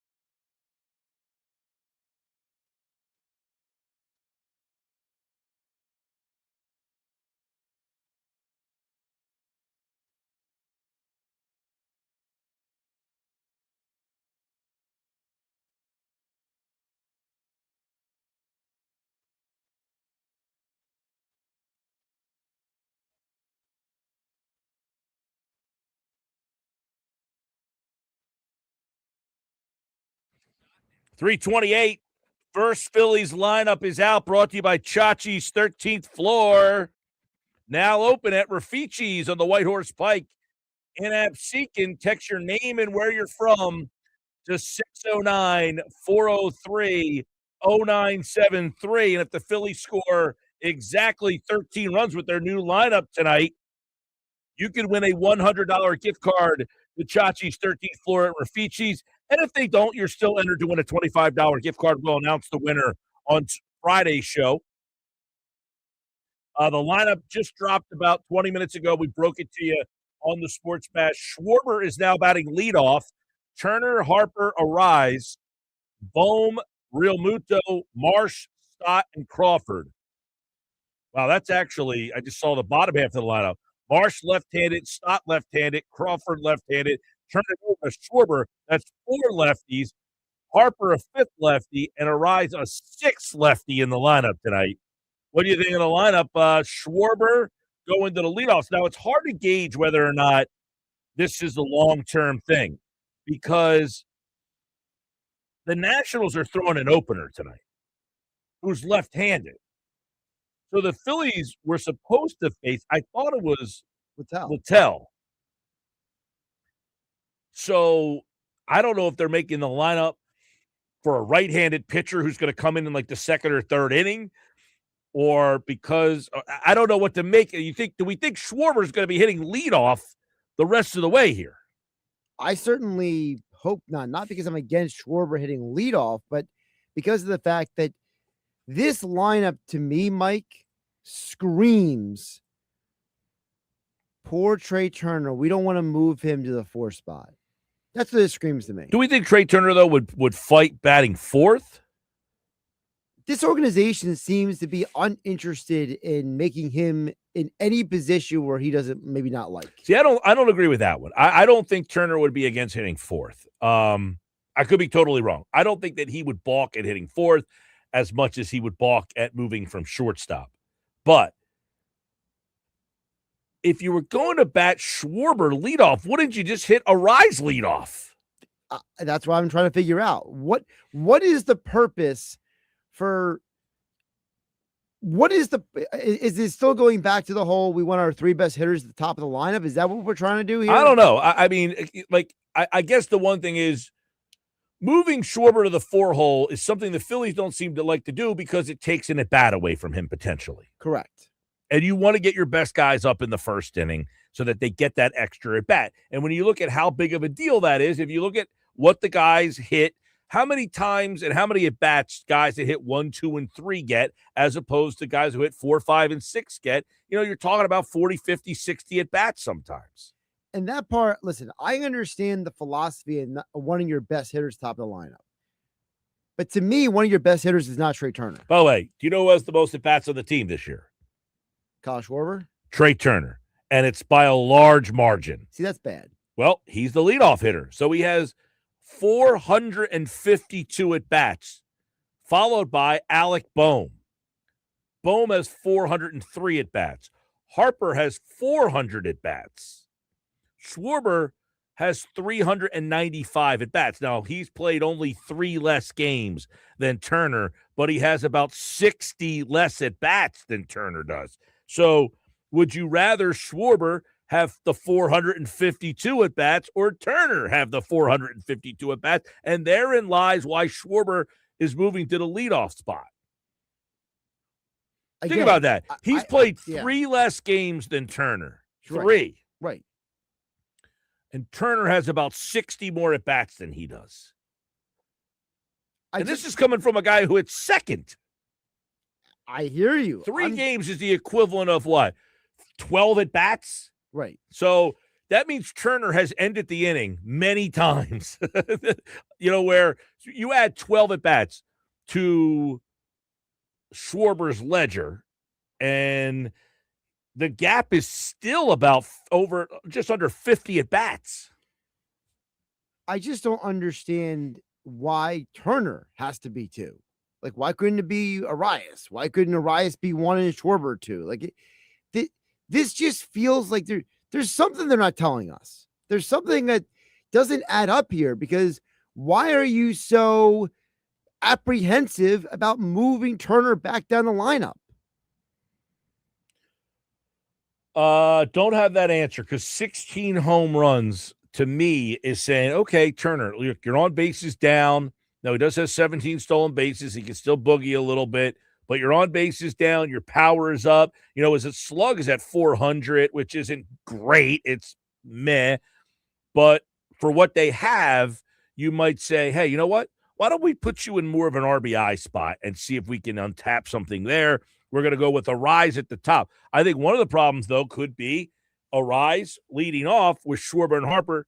Now you have 3 lefties back to back to back, plus the guys at the bottom of the lineup that we talked about today, Stott, Marsh, and Crawford. That would be 6 hitters back to back to back to back to back to back left-handed. Is it just as simple as they're just experimenting with it and see what happens? That's what I'm saying. I don't know that you can read into today's lineup and say that's what you're getting.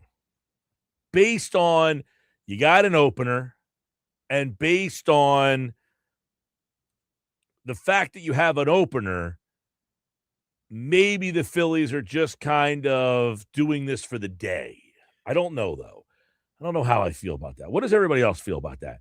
Do you guys see Schwarber as the new leadoff hitter, or do you think that will change? 609-403-0973. So just for a little context, here are the scheduled pitchers for the Phillies coming up after today's opener. So you have Jake Irvin tomorrow for the Nats, okay? That is a right-hander. Thursday, they got Miles Mikolas. So another right-hander. Then Friday, Saturday, Sunday, you have Scherzer, right-hander. Shane Bieber, right-hander. You have Trey Yesvich, right-hander. Yesevich, my bad. So the point is that you got a lot of right-handers coming up. So is that the theory? Maybe what you're saying is, hey, let's try all these left-handers out and see what happens for a week? I don't know. The one time they faced whatever team that was, it didn't have a lefty in the bullpen. They stacked all their lefties. That's true. Just for a couple the days. week or the day or the series or whatever it was. I don't know. I don't know what to think about this. I'm trying to come up with a working theory here of who decided, you know what?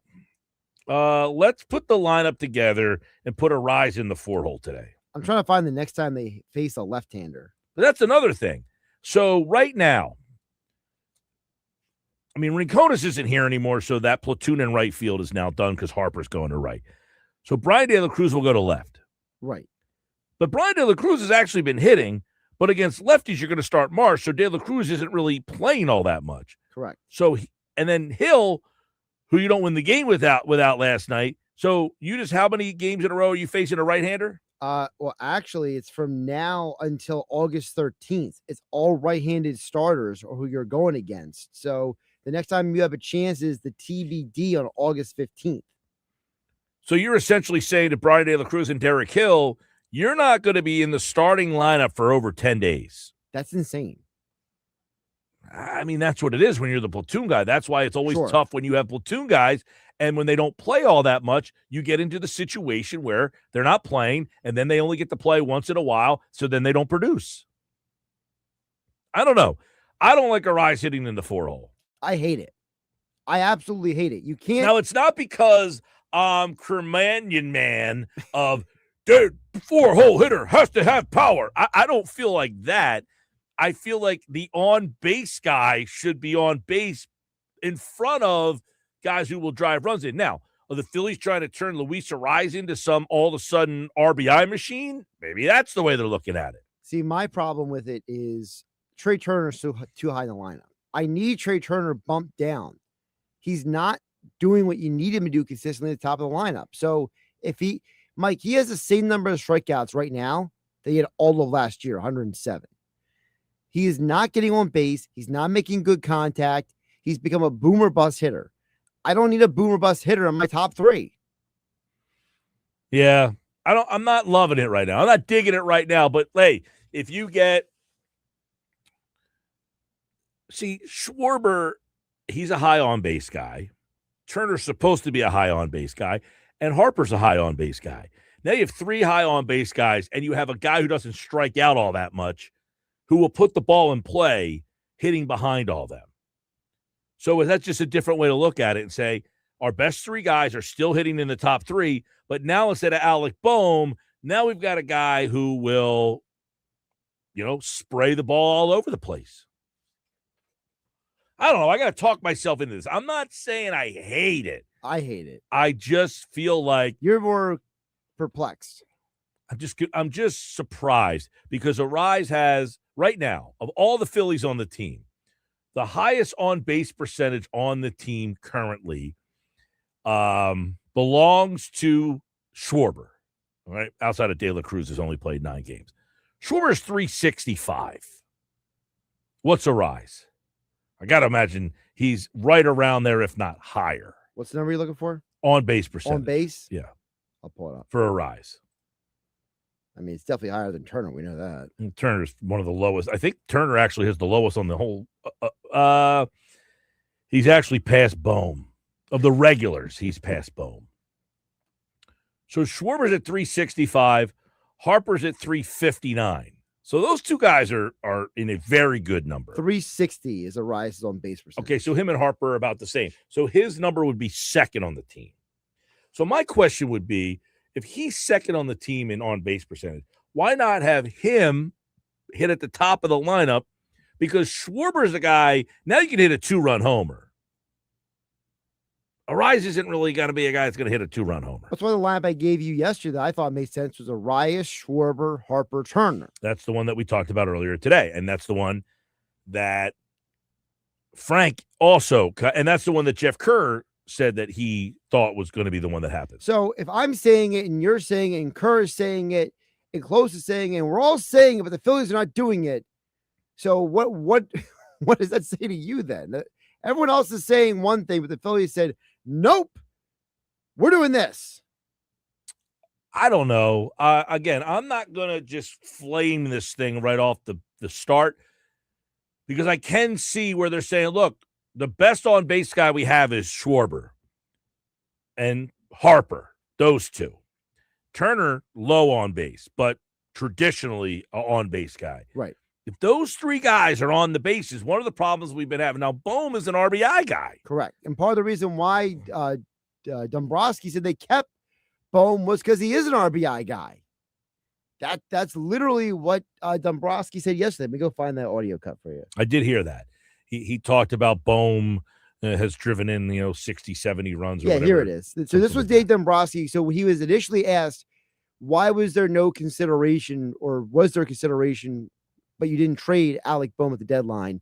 This was Dombrowski's answer. He's also got close to 60 RBIs and 13 or 14. I mean, it sounds like that, and I know frustrations can rise when you see it. It was a good point. One of our scouts, when you see a player every day, you have a tendency to look at their downside.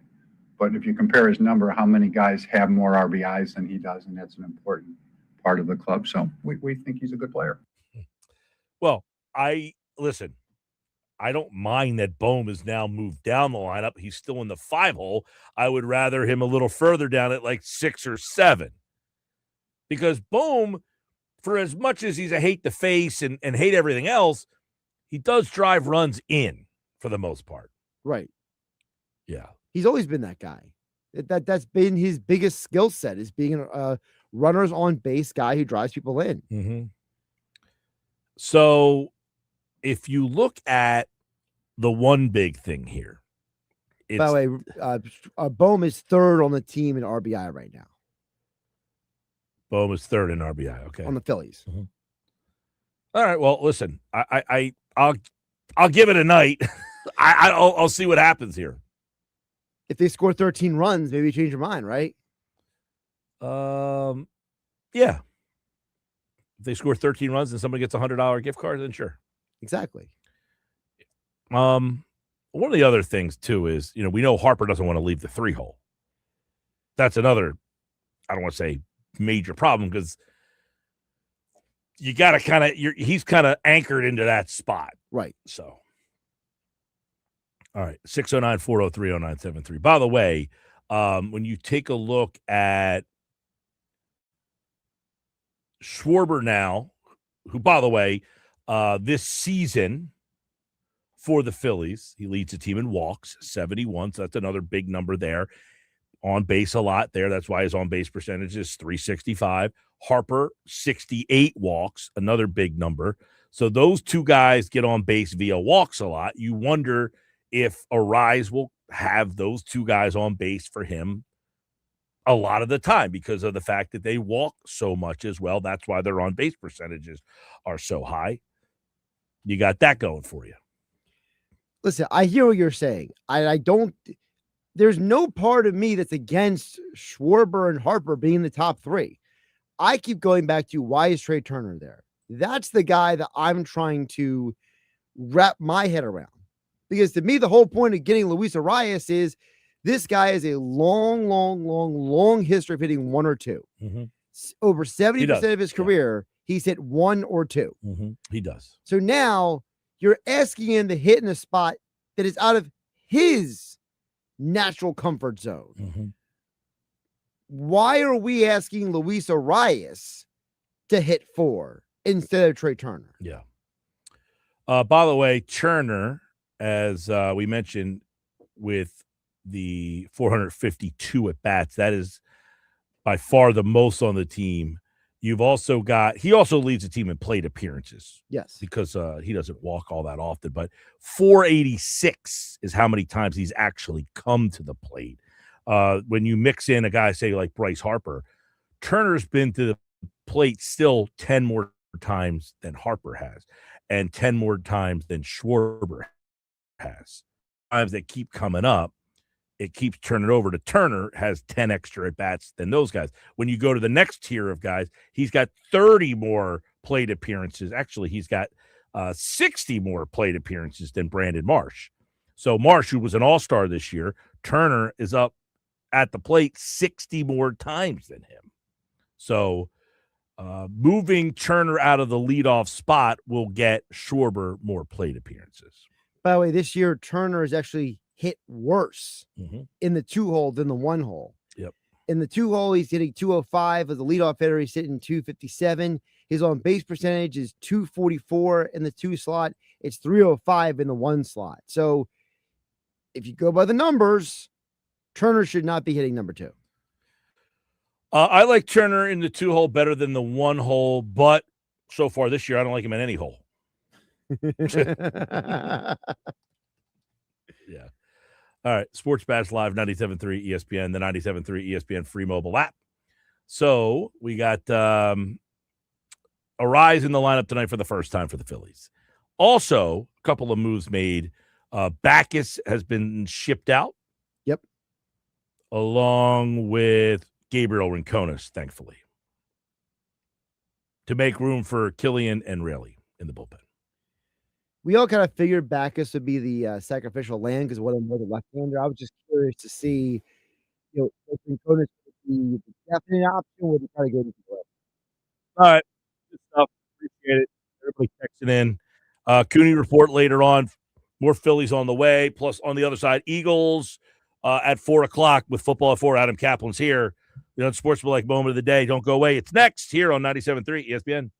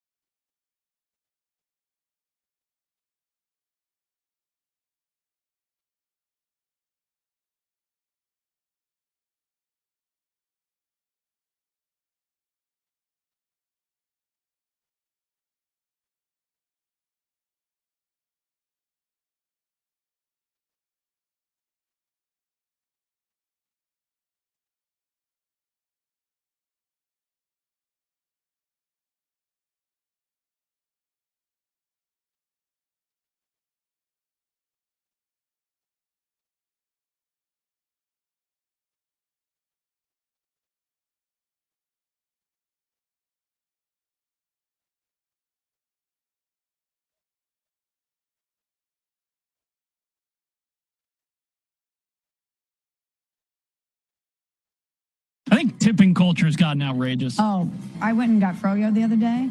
You put it in the cup. You put all the toppings on. They ring you out.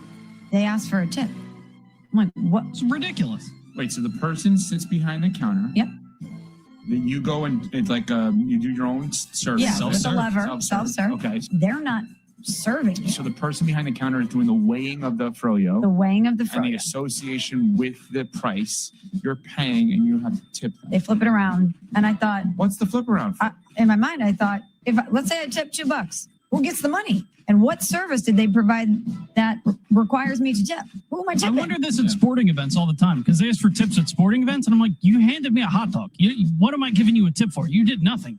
Unsportsmanlike moment of the day, weekday morning 6 to 10 on 97.3 ESPN. Who's right, who's wrong? Now, I got to tell you, I do believe the tipping culture has gotten outrageous.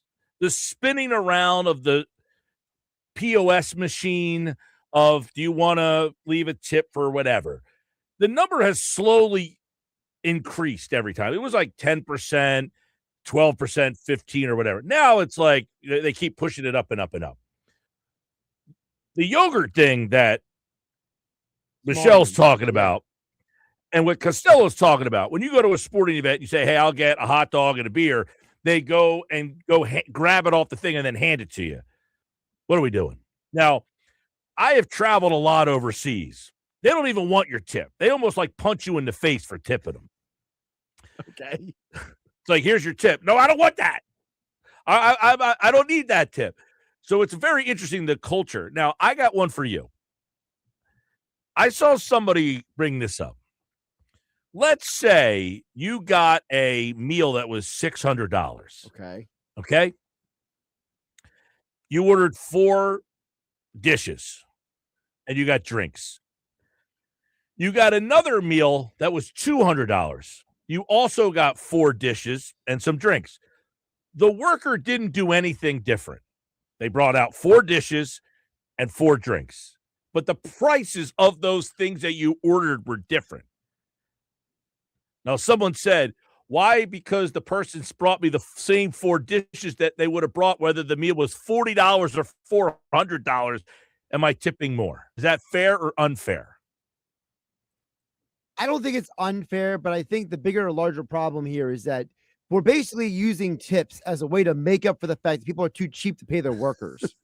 Well, it's been the industry standard is about 20%. Most people go a little over when they go out to dinner. I think Smallman and Costello are right on those ones, though.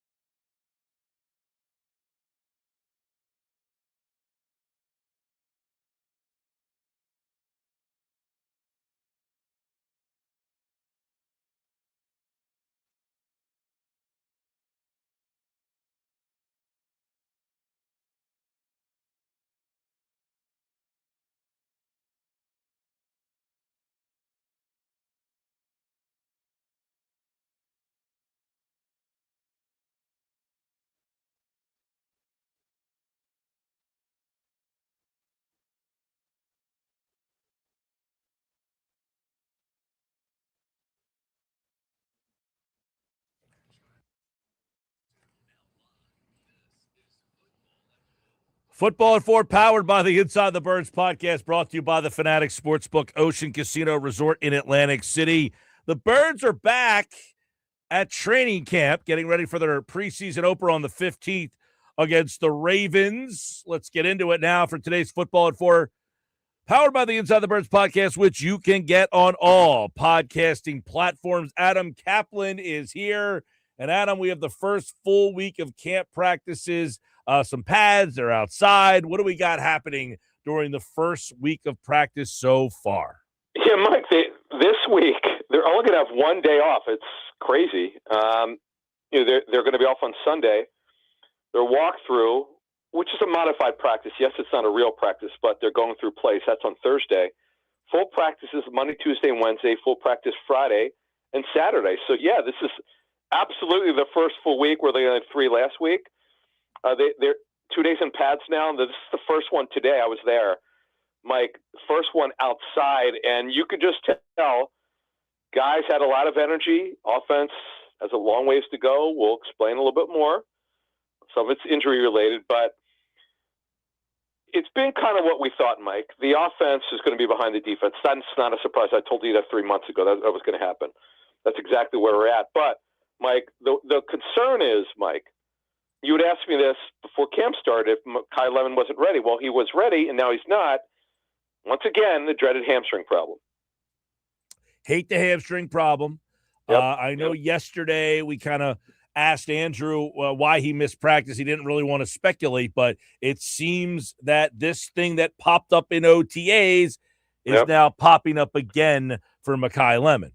Yeah, nor should he speculate because we didn't know. Right. Like, you're not going to guess when you don't know what it is. But here's the thing I do know. He has missed more practice time than he's been available since he was drafted. Because, they shut him down very early with a hamstring. And now, unfortunately, again, he's down. So this is not good, Mike. He's behind in his learning. He's a rookie. He's got to learn a new scheme. And I could tell you from covering this league for well over 2 decades, quarterbacks will not go to guys, nor will the offensive coordinator call plays to a receiver who's not ready. So we'll see. We're going to see once he's ready to go and cleared again to practice how far behind he is. But look, with injury comes opportunity. Elijah Moore, very active for the second day in a row. In fact, he looked really good today. He's wearing number 19, former second-round pick of the Jets. Like he's as I told you when they signed him, he could play the slaughter, he could play the Z position, which is Devontae Smith's position. Devontae Smith out with a hamstring injury, day-to-day injury. And, Mike, it really showed. The offense really struggled. And the thing that, was an issue, Mike, it was the timing. And when Hurts got the ball out, the pass target wasn't always there, and vice versa. Hurts was late with some throws, but he also made some great throws to number 13, to Dontavian Wicks, who's been phenomenal, Mike. This is yet another very productive practice. He knows the scheme. He knows the West Coast scheme. He knows where he's supposed to be. He's not dropping passes. He had one diving catch, which the referee on the right side, I was able to get a direct shot at it, he ruled incomplete. But he's had a very productive camp. I know it's only practice. I know they don't hit, but he's done a good job so far. Let's take a look at, you talked about opportunity and the development of these wide receivers. Yeah. If Lemon misses time, how much of a detriment is that to what they want to accomplish offensively? Yeah, good question. So let's say, for instance, right, Mike, let's say Lemon's dealing with on and off and is ready for the start of the season, but clearly behind still. Well, that increases the chances, Mike, as we talk about the development of this group, that Elijah Moore, who's got no guaranteed money in his 1-year deal, makes the team. We thought he was a major long shot. Well, think of it this way, right? We know he's definitely on the roster. Lemon, Devontae Smith, Wicks, Hollywood Brown's making $5 million. He's not going anywhere. But after that, we'll get to Darius Cooper. We'll get to Danny Gray. Wes Watkins made a play. Eric Ezukama, former draft pick of the Dolphins. But if Lemon is not ready, because he's going to play almost all slot, that's where Devontae Smith, who can play inside, and Elijah Moore, where his best football has been as an inside receiver, it increases it, Mike. I didn't think they keep 6 receivers. Well, you know what? Like, if a guy's not ready to contribute, someone else has got to play. Elijah Moore's ready. He's healthy. I know he's been on a number of teams. I get it. But the guy's he's starting to take off, Mike. So as we talk about the development, he's flashing. Hollywood Brown makes more plays. We want to see more plays downfield. Darius Cooper has been very consistent. He was tremendous last year. Mike, he's in the red zone package. He can block. He's very physical inside. He's got a very good chance to make it. And right now he'd be their fifth receiver. Brown will be the 4. Wicks is going to be quasi-starter anyway because he'll play enough 11 personnel. He'll be on the field a lot. And look, again, we don't know about Lemon and when he's going to be ready to take more snaps. Brent Covey's flashed a ton, number 18, who is vying to be their punt returner. Danny Gray could run, but he's had a number of injuries. He's well below the depth chart there. He's number 4th team offense. Quez Watkins back once again wearing a new number of 86. Eric Ezukama. Ezukama was on the Dolphins. He's played in the West Coast. He's a 4th-round pick out of 2022. Never made it. Just never produced, but he's got good size out of Texas Tech, Mike. And it's pretty much Samari Tunosi, the offense is formerly of the Packers, was a draft pick. So that's it, Mike, but that's rounding up. And Johnny Wilson, who's running 3rd team. He was in the OTAs. He's healthy, Mike, and the only reason why he'd make it is to block, but he's far down the depth chart. Right now, he's on the outside looking in. All right, let's take a look at some of the other things happening at camp. One of the things that everybody is kind of paying attention to is the timing of the passing game led by Jalen Hurts. All right, so I talked about it before, but I'll give you a couple things that I saw also in addition. There was a great timing route Hurts threw to the right sideline. It was actually right in front of me. And the ball was there before he got there. That is called timing with some anticipation. More time than anticipation. That is what you want from Hurts. It doesn't matter that Devontae Smith is not practicing. It's Hurts' job to get the ball to the pass target on time. If the guy's got to get there. Like Tom Brady, who's the best timing quarterback in NFL history, never worried about who he's working with. By the way, he will be on the call for the Eagles' first game. On Fox against Washington. Yep. Brady had the best practice I've ever seen in my life, 25 for 25 here with New England during practice. He didn't care who the pass target was. That ball is going where it's supposed to be, and it's up to the pass target to get open. And that's going to be new for Jalen. But I love that throw. You see, that matters to me, that throw he made to Wicks. That shows me he can do it. But he's got to do it more. Now, the pass target's got to get there. There were timing issues where Hurts and the pass target were clearly off. And it'll obviously help once Smith gets back and Lemon gets back. It's going to look different. Just to round off the pass target group, Eli Stowers, he's number 87, where Brent Selleck's number. Brent was there today. Working with some players, but Cam Latu's there. They're loaded at tight end, man. They're super deep at that position. Eli Stowers has got a long way. He's got to fill out too, Mike. He's got to bulk up a little bit. So the timing of the passing game will be I guess you would define as a work in progress? Big time work, yes. Nothing, but understand, I told you this. Nothing that's happened should not be a surprise to anyone who knows anything. This is what I thought would happen. It's not a surprise. And plus, McConnell Lemon's not practicing. He's barely practiced, Mike. So that's a problem. Smith is out. Lane Johnson's away from the team. Excuse absence. Don't know what it is, but not going to speculate. Markel Bell saw first team reps in his place again at right tackle. Micah Morris has got an injury. Who's a 6th-round guard from Georgia. Michael Jordan, number 79, wearing Brandon Brooks' number. He's getting a little bit of a run with the 2nd team offense. Willie Lampkin's way down the pike for people asking.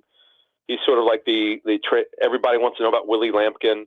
Smallest offensive lineman I've ever seen in 27 years of covering this business. He's small, but he's squatty, strong, athletic, but he's small. But that's it, Mike. John Ojoku, I like, who's a 3rd team tackle who's super athletic, number 67. He's sort of my training camp sleeper. If you want to look at a guy who could come out of nowhere and make it, I doubt it. But that is where John Ojoku is. But that's it, Mike, offensively. Yes, it's been what I thought. It's a complete work in progress with the timing. All right, so the timing thing will be something everybody's paying attention to and watching. But the one thing on that, real quick, is you're probably not going to see that in preseason games, though, right? That's going to all unfold in week 1 of the regular season. You're going to have to be patient. You folks, I'm just telling you, please be patient. I told you, Mike, the reporters are going to bash the offense in May. They did for the OTAs. I get it. They only go by what they see. They're not smart enough to understand that when you completely change something, it takes months, not weeks. You got to give it time. Now, one more thing before you get to the defense. Now, the offensive line does look healthy. Now, run blocking, again, they don't hit. There's only so much you could tell. It would be a surprise to us if the first-team offense plays in the preseason. So we may not know, Mike, about where they are physically, Mike. They look good, but we still don't know. You got to be careful of making any assumptions. We just don't know yet. So offensively, it's a work in progress. The quarterbacks, all three of them, the top three, have to do a better job of the timing. All right, defense. I asked Andrew yesterday, can this defense be better than last year's? Unequivocally, without pause, he said yes. I heard that. I did listen to the segment. I was surprised he said that, which I like it. And he made sure that he told everybody, if you notice, I did not pause when I said that. Without thinking, he said. Well, Jellick's son is our guy here at Inside the Birds. He has been since he was drafted in the third round. He's my breakout player on both sides, and not just defense. He's been my guy from day one. It's pretty interesting. He is so ready, Mike. I'd be surprised if he's not really good. He does everything well. He understands his run fits. You have to remember, this is only his 5th season as an edge rusher. 2 in college, 3 in the pros. He grew into his body. Remember, at 19 years old, he grew like 4 inches. He went from, or 5 inches, he went from being a safety to an edge rusher at Houston Christian. He's made an unbelievably really good push. I know Andrew did tell me, I spoke to him after he and I were at practice. He said, I bet Kenny's actually flashing a little bit, so we wanted to mention that. But my training camp sleeper, and I didn't know what to expect from this guy because he failed at Brown's physical, is A.J. Epinesa, who is not as heavy as I thought. He is not 270. There's no way. I don't see that. He's long he's very tall, former second rounder for the Bills, really good run defender. He is flashed, Mike. He is seeing a little bit of first team when the first team needs a breather. He's in there on base downs, on run downs, Mike. He's out there. He's got a legit shot to make it, Mike. This guy, again, he's been a starter before. He's number 57. For those of you who are season ticket holders or get a chance to go to practice, well, you'll see him obviously in preseason. Watch number 57, A.J. Epinesa. All right. Like him as a player coming out of the draft that year, had some injury issues as mentioned. We'll see what he ends up bringing to the table here. So those are some of the defensive standouts. You like Jalix Hunt. Andrew, yesterday, he liked Jalix Hunt. Yep. So obviously Hunt, a guy that we're all going to be watching there. Very interested to see what happens with the safety spots. I know Andrew was talking about Marcus Epps yesterday on the show. Because there's not a lot of depth there. Somebody gets hurt, all of a sudden.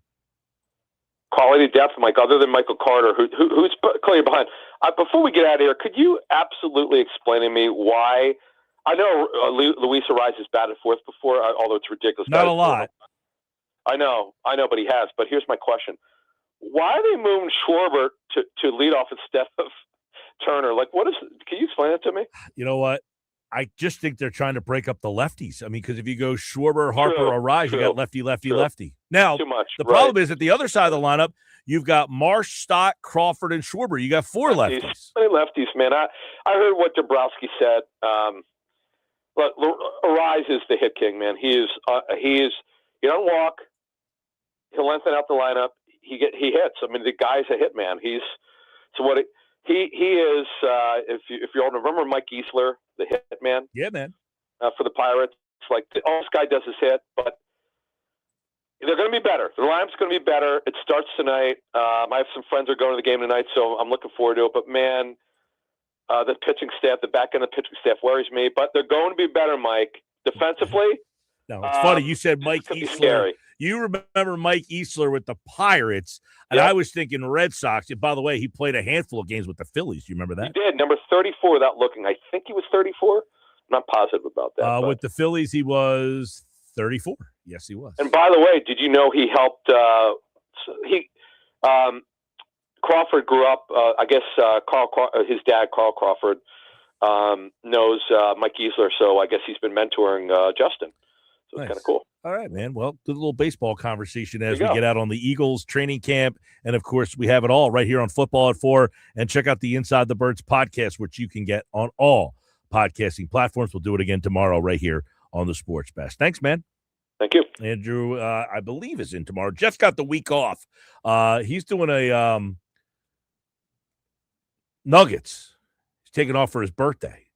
But he traveled on vacation. That's why he's not here today. It's a little different. Sports Bash Live 97.3 ESPN. We got football on the radio coming up starting Thursday night with the Hall of Fame game. Who was that? Cardinals and Carolina, correct? Because I saw Kenny Pickett starting. So I guess Kenny Pickett's in Carolina now. And is it Carson Beck starting for the Cards? Did you hear the story about that? No. You want to hear it real quick? Sure. So there's a little controversy going on in Arizona right now because Mike LaFleur, not Matt LaFleur is the coach of the Packers. Mm-hmm. Mike LaFleur is the coach of the Cardinals. Yeah. This will be easy for me to figure out. But anyway, so LaFleur did not speak to the media today, but the Cardinals social media put out that Carson Beck is going to start the game. And apparently all the Cardinals reporters are like, wait, what? Well, normally, I mean, that's the thing, though. Like, Kenny Pickett's not the starter in Carolina. Like, these teams aren't playing their starters. And because these teams are in the Hall of Fame game, they have to play an extra preseason game that they don't want to play. Sure, but the thing is that previously, apparently, LaFleur had said that, Beck was, still learning the offense. Gotcha. So well, there was a little bit of a maybe he's surprise. still learning the offense, but you're going to go out there and just run the bare minimum in a preseason game. Probably. Yeah. So it'll be interesting just to see. For a guy like me, I enjoy the preseason games just because of the fact that I like to see, hey, I saw this guy in college. What I happens feel like now? the preseason games, you get excited for that first one. And you're like, football's back. And then you're kind of like, okay, I'm ready for this day. That's why I'm glad it's down to 3 now. Because back when it was 4 and more, you were just like, all right, this is way too much. All right. I want to, so we got rushed with the unsportsmanlike moment of the day there. Now, I want to preface this. Okay. That I did not bring, somebody brought this up. Someone brought up to you. Yes. It was something that was like, I saw on social media. So somebody had a bill. And the bill was, say, for like $600, right? And they left the tip for $9. And they wrote this whole expository on the bill. Now, again, I'm stressing that I would not do this. Right. You're trying to explain that you did not do this, but you saw someone else do it, and that's what made it I saw this interesting on to social media. The person had a bill, it was like $600 and some dollars. They left the tip for $9. And they wrote on the tip explaining, listen, I went out to dinner the other night. My dinner was, say, $50. The girl brought me 4 plates and drinks. She didn't do anything less than you did, except for my bill was more. Mm-hmm. So in other words, he's saying the price of the meal should not constitute the tip. It's based on, hey, you brought me 4 plates. That's the service. Now, I'm saying I was pretty intrigued by the fact that this argument that was going on, because the tipping culture in the States, while it is getting out of control, like the unsportsmanlike moment of the day is suggesting. Let's play that one more time. This was from today's Unsportsmanlike. This is Pat Costello and his unsportsmanlike moment of the day. I think tipping culture has gotten outrageous. Oh, I went and got froyo the other day. You put it in the cup. You put all the toppings on. They ring you out. They ask for a tip. I'm like, what? It's ridiculous. Wait, so the person sits behind the counter. Yep. Then you go and it's like you do your own service. Yeah, with the lever, self-serve. Okay. They're not serving you. So the person behind the counter is doing the weighing of the froyo. The weighing of the And the froyo. association with the price you're paying, and you have to tip them. They flip it around, and I thought, what's the flip around for? in my mind, I thought, let's say I tip $2, who gets the money? And what service did they provide that requires me to tip? Who am I I tipping? wonder this at sporting events all the time because they ask for tips at sporting events, and I'm like, you handed me a hot dog. What am I giving you a tip for? You did nothing. All right. So that was the genesis of the conversation, which made me think about what I saw in this argument here. While that argument I can't get behind. You go to a place $600, you can't tip $9. It's preposterous. No, that's just ridiculous. But the hot dog thing, where are we there? Because when you go to say, forget the hot dog thing at a game, you go to the bagel shop. You say, hey, I'll have everything bagel toasted with cream cheese. Person makes it, hands it to you. What do? They turn that thing around. What's the modus operandi in 2026? So I lean into what Smalls said here for part of my answer. When she was talking about the froyo business, she talked about how you're not doing any work, but you want me to tip you for what exactly? And where exactly is that money going?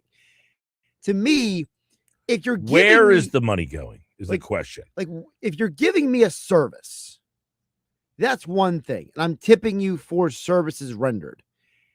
But asking for a tip when you're grabbing a hot dog at a game, for example, from the lamp thing, whatever that's called. Yeah, the heat lamp. The heat lamp. That's not a service. I could have done that myself. So to me, anytime that there's something I could do myself, there should be no you tipping can involved. Also, that's not fair to say, because you could also serve the food to yourself if you know what I mean? Like you're capable of that. Okay, in the most literal sense, yes. But I'm talking about if there's something involving a task that is not actual service. You know what I mean? I'm not paying you a tip for you to walk 10 feet away to grab me something. A tip is for when you mentioned the bagel. If the person's cutting the bagel and putting the cream cheese on and putting whatever else I asked for on. That's different from the person who's taking your order. Correct. So that goes back to who's getting the money. And that's why I lean to what Michelle said, which is the problem with the tipping culture isn't that we don't want to tip you. It's that we want to know what we're tipping you for. I don't even care about that. I just feel we're at a situation where now it just, no matter what. Well, that's why I said earlier like what we're going to get, like the person, like why doesn't the person at CVS turn the machine around? Well, that's why I said earlier, to me, the issue is not the tipping. The issue is the fact that we have people who work at businesses who are asking you for tips because the business themselves is too cheap to pay those people a regular wage. So now you're guilted into having to pay this tip to make up for the fact that fill in the blank business is too cheap. Yeah, it's a weird situation because now that I've traveled overseas so often and I see like how little the tipping cultures are over there, it is a little bizarre of what we've gotten into here. Now, you got to keep in mind the person who's the bartender there, he's getting paid a salary. Right. So he's not saying, I need you to tip me $20 on, those 2 beers that you just got.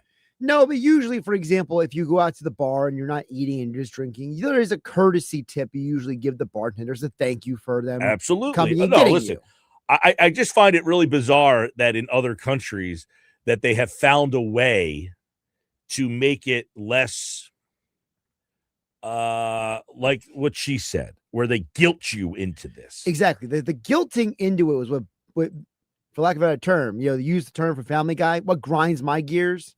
Because what grinds my gears about this is you're creating an environment where the customer now feels obligated to pay extra money to somebody because the people who employ that somebody tell them this is what you're supposed to do to get your money.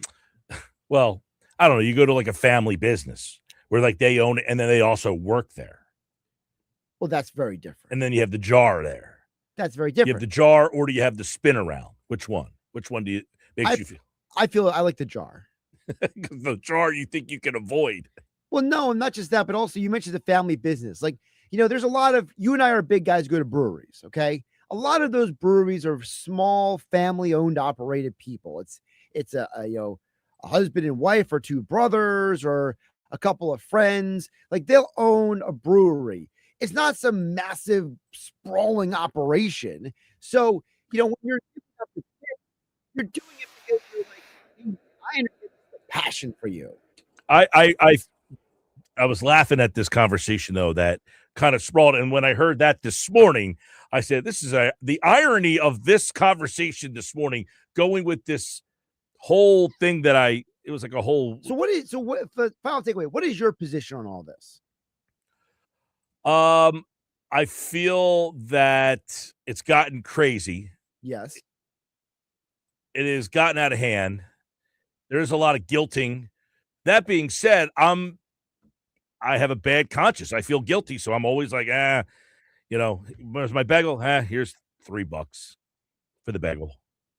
Now the bagel goes from an already overpriced $5 or $6 to now a $9 for a bagel and cream cheese, which is, I think, a little ridiculous.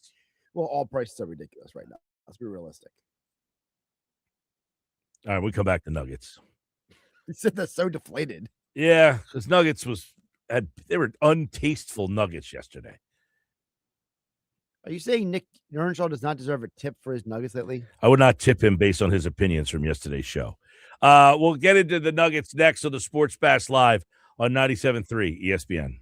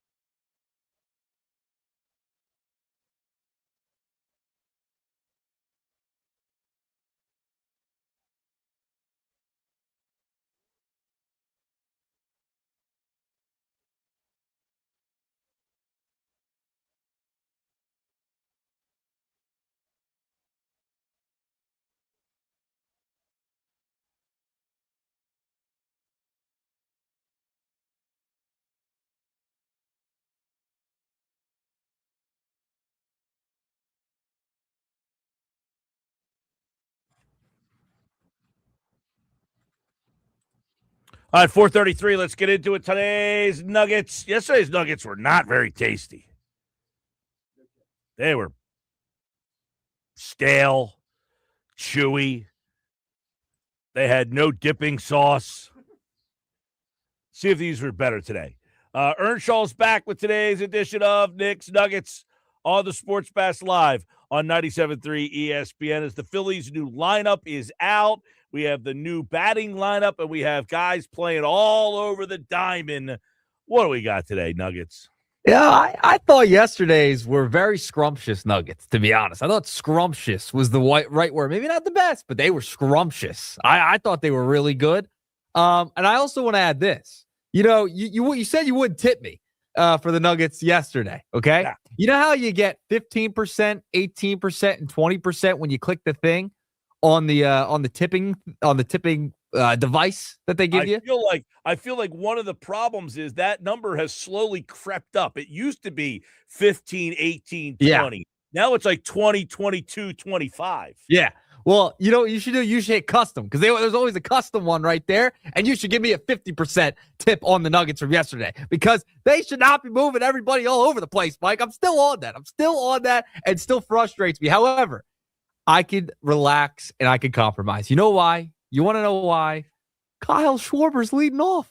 Kyle Schwarber is back in the leadoff spot. I can compromise on that, okay? Because you got Kyle Schwarber back in the leadoff spot. That was something I thought was long gone, never going to see again, that he was going to be in the 2 or 3 or maybe 4 hole. He was going to get less and less and less at bats. But guess what? He's going to get more at bats now. He's in the leadoff spot. I'm cool with the lineup today. Everyone's freaking out. I think it's a very peculiar lineup, but I said, hey, you know what? You're moving everyone else to all these different positions. You got Bryce Harper playing right field for the first time since 2022. Bryson Stott playing third base, 15 total innings in his career. Hey, Bulb's over at first. I mean, why not? Just do whatever at this point. Who cares? Arise just hits the baseball. You get those guys on base in front of them. You start off with a bag of Schwarber.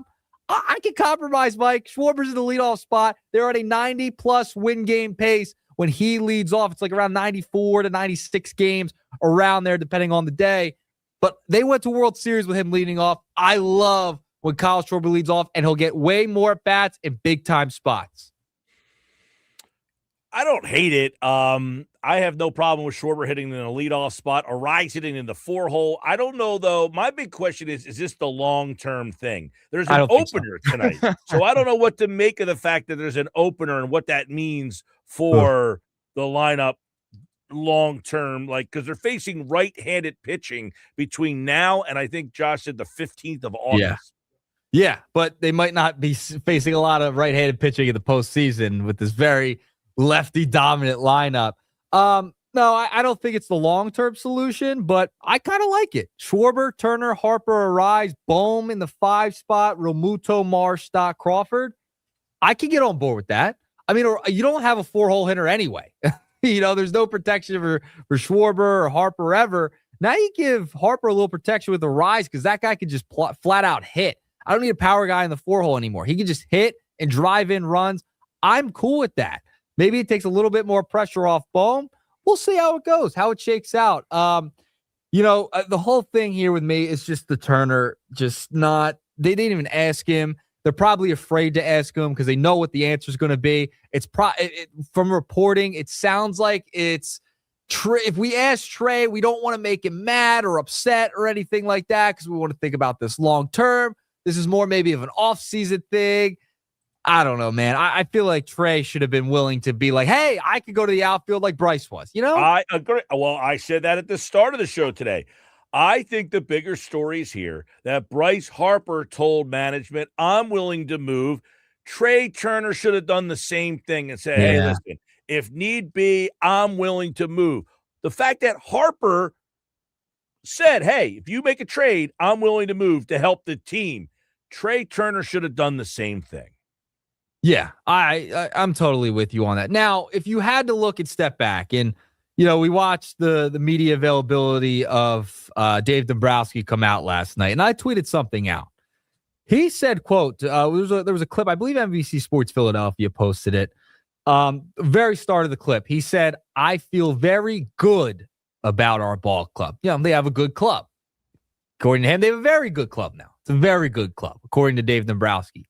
How come the verbiage from Dombrowski is always like, good, not love, not amazing? It's never that. It's never good, or it's never great. It's always good. It's never love. It's always like. I mean, they're meh instead of amazing. So I just can't understand why they're not shooting for the stars here with the time they have left with this core. I just don't get it. I was a very underwhelming deadline. It was C. It was just a C. If I had to grade it, it was a C from Dombrowski yesterday. Yeah, I mean, listen, I can't sit here and say that they did an awful job. They needed bullpen pieces. They got 2. Now, are you going to say these 2 are the difference makers? I don't know. I don't know what to think about these 2 guys. Good. They're not well-known guys with big-time track records. Can we say that? Right? No. I get that. That's why I think it was a decent deadline. It was decent. It was fine. Like they got another bat. They got a couple of arms. So be it. We'll see. But the quote last night about Andrew Painter after one start, they feel really good about Andrew Painter after one start. I don't know about that. That's a little much. I feel like he's fibbing a little bit there. Right. We were talking about this earlier. Like, was he just trying to give the guys confidence? Because as Jason Stark reported that he ran out of time. They ran out of time's not good. That means he was trying and no cigar on that. I agree. That didn't sound great. So now I'm stuck with what I got left over. So I can't say, well, we didn't like these guys. We tried. No, this is what was we like our guys. We're happy. We couldn't find a significant upgrade. It's good, not great. We're good, not great. We're good. We're fine. I said all along. I've said all along. He said we got a good club. That's what he's famously said. Very good club. Very good club yesterday. He said very good club. He put very in front of it. I'll give him that. My point on the good club was he wasn't wrong. They did have a good club. The problem is they didn't have a great club. Exactly. And they needed a great club. Yeah.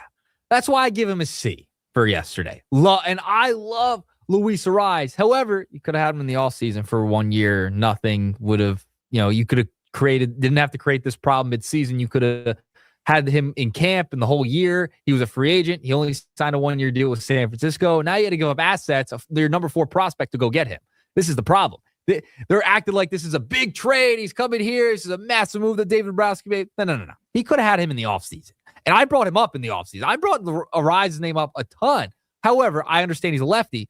You brought the lefty in anyway. So, I mean, you did it with Kepler. Now you did it with Ariz. Ariz is a great hitter, but you could have brought him in for the pennies on the dollar, probably even less than Adolis Garcia in the offseason and figured it out then. Instead, you're kind of scrambling. Now you're throwing guys in right field, third base, first base, shuffling everyone over. Trey doesn't want to move off short, which is clearly obvious. They don't have to ask him or he doesn't have to say it. It's obvious he doesn't want to move off short. Now you're moving pieces all around and just, hey, let's just go for it, scrap something together, Well, at what point, yesterday, Mattingly gets asked the question, was it ever considered? 0 consideration. Dombrowski gets asked the question.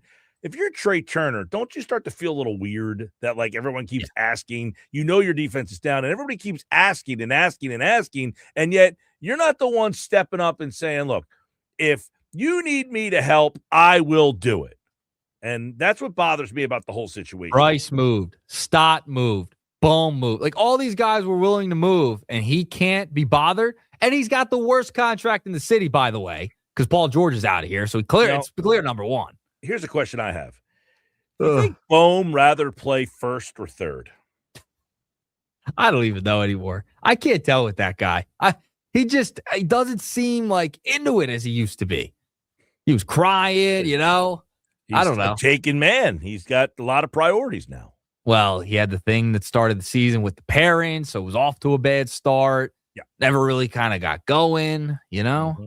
He's 30 now. He's 30. He's got responsibilities. I'm 4 years away from that, so don't got to worry about that, 30 years young.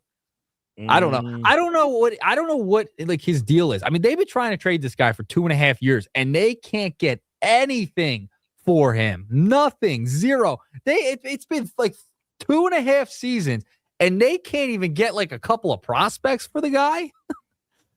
I think the one year when they were trying to trade him, they were asking for too much. And then that kind of backfired on them, that they were asking for too much. And now it's kind of like we're stuck with them because after he had the All-Star season is when you probably should have tried to capitalize on that. Yep. Now, I saw someone say that. I can't remember who said it. Is Dave Dombrowski giving you Daryl Morey type of vibes at this point? Not necessarily. I mean, well, Dombrowski's different from Morey in that he won championships. True. So That's he fair. has that kind of like, right. But I'm He saying kinda like has right now, is he giving you a little Morey vibes? Like, yeah, we're good. We tried. You know what I mean? Like that's kind of what we got from Morey towards the end with the Jared McCain thing. Remember, we traded McCain. We thought we were going to flip those picks into something else, never materialized. And it was just kind of like, oh, well, and that's how I feel about Dombrowski. It's like, we ran out of time, So yeah, we got a good club and we're fine. That's kind of the vibe I'm getting. One of the things with Dombrowski, as I said before, now they're talking about extending him, right? Yes. So I feel like he's one of those guys that just has like a lifetime deal. He gets to leave when he wants to leave. Yeah, I listen. I know he's done great for other clubs. In the beginning here, he's made some decent moves here and there, like Luzardo, re-signed Schwarber. The Trey Turner. I don't know, don't love it, but he's made some decent moves. He's had a great career. He's a Hall of Fame level executive. I understand that. So it's kind of like when he wants to hang it up, but you're kind of getting him at the end of his prime here, where it's like he doesn't have that fastball. I was texting with a buddy yesterday, and I said, he's not the type of guy, because there was like 3 minutes left of the deadline. I'm like, he just doesn't seem like buzzer beater type of Pobo anymore. Like he's going to get another big deal at the buzzer. And then all of a sudden you see Casey Mize to the Padres. Like you got like the minor small deal at the buzzer from the Phillies yesterday. He just doesn't seem like that buzzer beating go-getter type of executive at this stage of his career. That's a good point. Man, I don't know. Like the Duran deal, that's a pretty big deal. Great deal. I feel like the Duran deal, he doesn't get a lot of credit for because of the fact.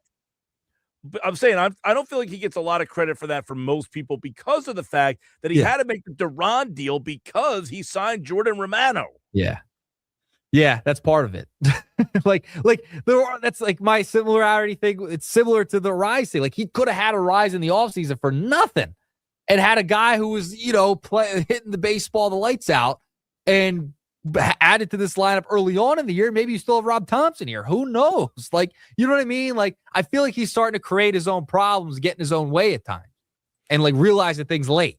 Yeah, well, and it's like it's also like Bader last year. He made a good deal to get Bader, but he had to go get Bader because the Kepler thing didn't work out. Yes. So he's never actually adding to improve the team. Yeah. He's always seemingly fixing things that he ruined. Yeah.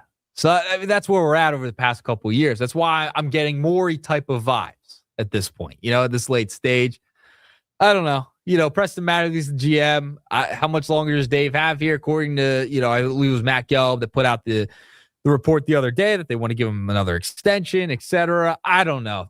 I'll tell you what, even whatever the Phillies do, whether they get bounced in the wild card, bounce in the DS, make a run, who knows? This is going to be a fascinating offseason for the Phillies in the front office. Did we say that last year? Yeah, and it wasn't.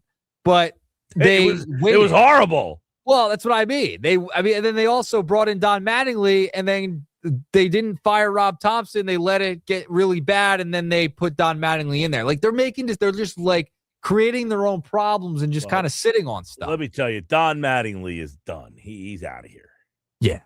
Well, I know what I'm saying is heading into this year, they kind of created that problem too. You brought in Don. You knew the chatter was going to start as soon as the Phillies started off really slow, and then boom. They got rid of him. Like they created their own problems. I said all last offseason they should have let go of Thompson last year. Well, all in all, because I do want to get a Sixer nugget in here. Wow. Schwarber is leading off, and Schweim is just blowing up my phone, telling me how bad of a decision it is that he is leading off tonight. I am thrilled. I'm gonna have my Schwarber jersey on. I have a little popcorn, watch the ball game, see Schwarber, go Schwarber. It's been it's been a while, been a few games since he's hit a home run. It's been a little bit now. I did read something about that, how long it's been. Yeah, and by the way, Harper has home runs in 2 straight games. Yep. He's looking to do for 3 straight now for tonight. After he was slow, he has an 8-game hitting streak. I don't mind Schwarber hitting leadoff here, but that being said, I don't like Arise hitting in the 4 hole. I'd rather have Arise hit 1 and Schwarber hit 4. As the one great George Costanza once said, you want to get nuts? Let's get nuts. I'm okay giving it a shot, but I just like Arise and, well, by the way, Schwarber has a better on-base percentage than Arise does. Yes. Okay. He's got the best on-base percentage on the team. So with that, you're saying, okay, Schwarber's on base a lot, but keep in mind, Schwarber hits a lot of home runs. So if he hits a home run, he's not on base. He's not on the base, right? So if he's leading off and he's on base, then you have Turner, you have Harper, and if another guy gets on, now you have maybe 2 on with 1 out, and Arise comes up. Great and here's start a guy who's a hit machine, and you're saying, are they trying to – the thing I can't try to figure out is, like, are they trying to turn Arise into an RBI guy because of his batting average? But now you're not taking advantage of his on-base percentage as much because the guy's behind him. Now you have Bohm hitting behind him, who's been a pretty good RBI guy. I don't know. I just can't – I would rather – Schwarber hitting with Arise and Turner on base. Yeah, it's gonna be. I can't wait to see how it plays out tonight. That's gonna be fascinating. It's gonna be fascinating. All right, I know we're getting short on this. I just don't know that it's this long term. I don't think it is. I think they're gonna try a bunch of different lineups, but I do want to get into Sixers Nugget. Jaylen Brown last night during the Phillies game, probably while everyone was tuning in to the Fightins and Derek Hill. Jaylen Brown went on Twitch last night. He got sent his Sixers jersey. So he had the black throwback Allen Iverson jersey that was actually too small for him. He could barely get it on if you're watching the Twitch stream at all. But last night I thought it was fascinating. This one quote was hilarious because it's been going around social media. He said, if they win the title this year, he wants to take all his Sixers teammates skydiving. He said, quote, I told VJ, Bron, Max, and Embiid, we win the championship, everybody is going skydiving. I will go skydiving if the Sixers win the championship. How about that, Mike? I'll do it. I'm out on that. I'm afraid of heights. Listen, I'm not the craziest about heights, but I might do it. I might think about doing it. If VJ, Bron, Max, and Embiid and Jaylen Brown are going skydiving, they win a title, I will join them. I will either join them or find a plane myself. There's one right around the corner from me.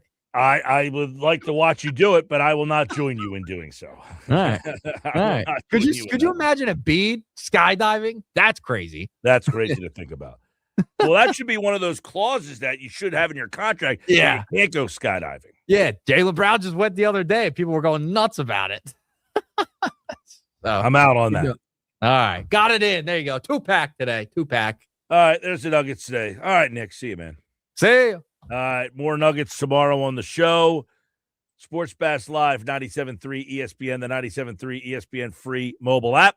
Hey, let me tell you about my friends at Clark's Moving and Storage down in Rio Grande. If you're looking for a big move, they did a great job for me. They'll do a great job for you. Trust their moving company with the finest in storage and moving services. If you need a place to store your stuff and then move it, Clark's Moving and Storage, one of the largest companies in the area. Trust them. Believe me, they got my move all done for me.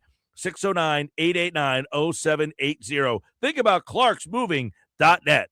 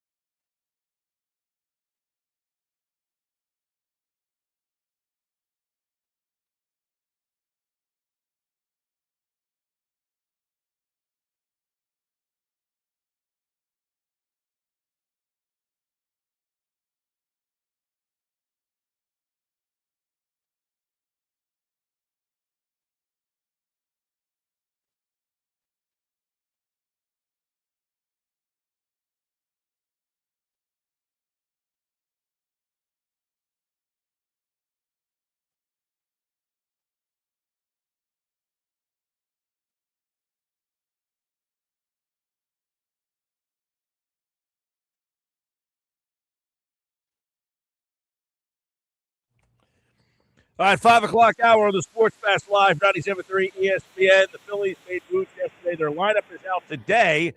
Text your name and where you're from to 609-403-0973. And if the Phillies score exactly 13 runs tonight, you can win a $100 gift card to Chachi's 13th floor, now open at Rafici's in Absecon. And don't forget to book your fantasy football league draft at Chachi's 13th floor for $20 a person. Your draft includes food and cold beer. Chachi's 13th floor. And if there is no winner on Friday's show, we'll pick a winner for $25. They do have a new lineup tonight. Did they do enough yesterday? Kevin Cooney, his Cooney report over on his Substack says too little, too late. We'll get into that and more right now with Kevin Cooney, who joins us here on the Sports Bass Live on 97.3 ESPN. Welcome back, Kevin. What's going on, buddy? Not much, Mike. It was good to be down the shore this weekend. Yeah. Very nice down there on Saturday when I went down for my high school's class reunion kind of deal. It was awesome. All right. Well, yeah, everybody is welcome to come down the shore. Just don't stay too long. That's all.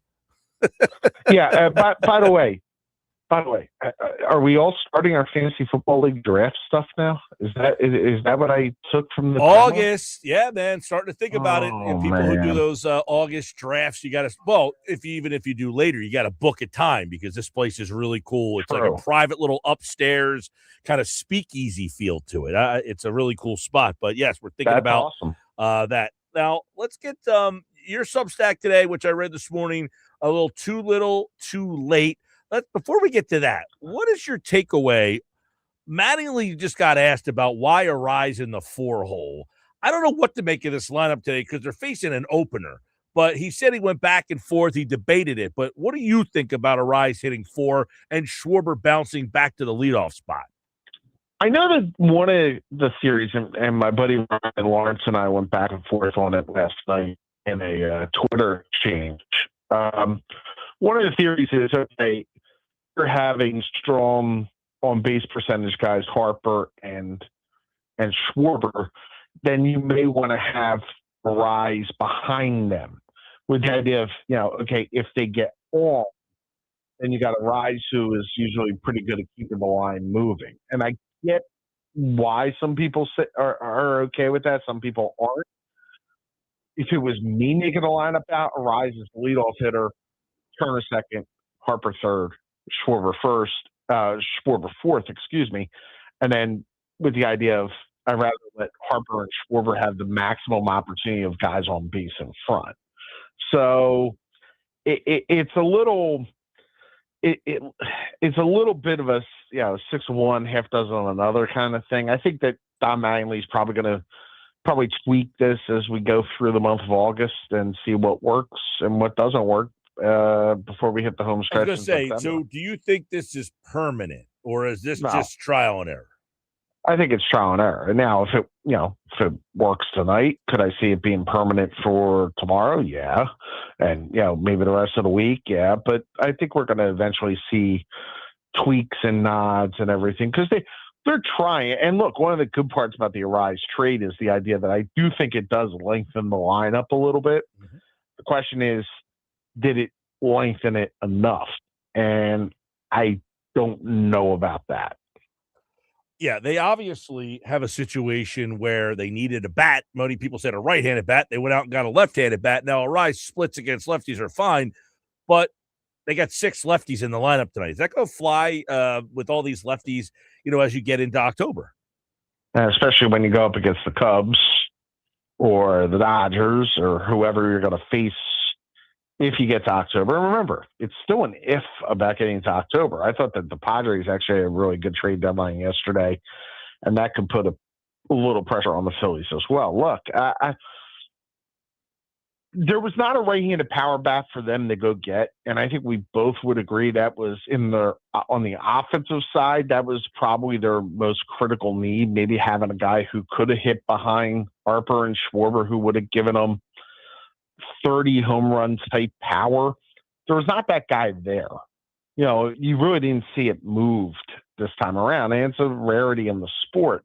So I didn't mind them flipping to a rise. I thought that was actually a little bit of creativity in the way that Dave Dombrowski and the company decided to go about it when they started with the idea of bringing a rise in early last week.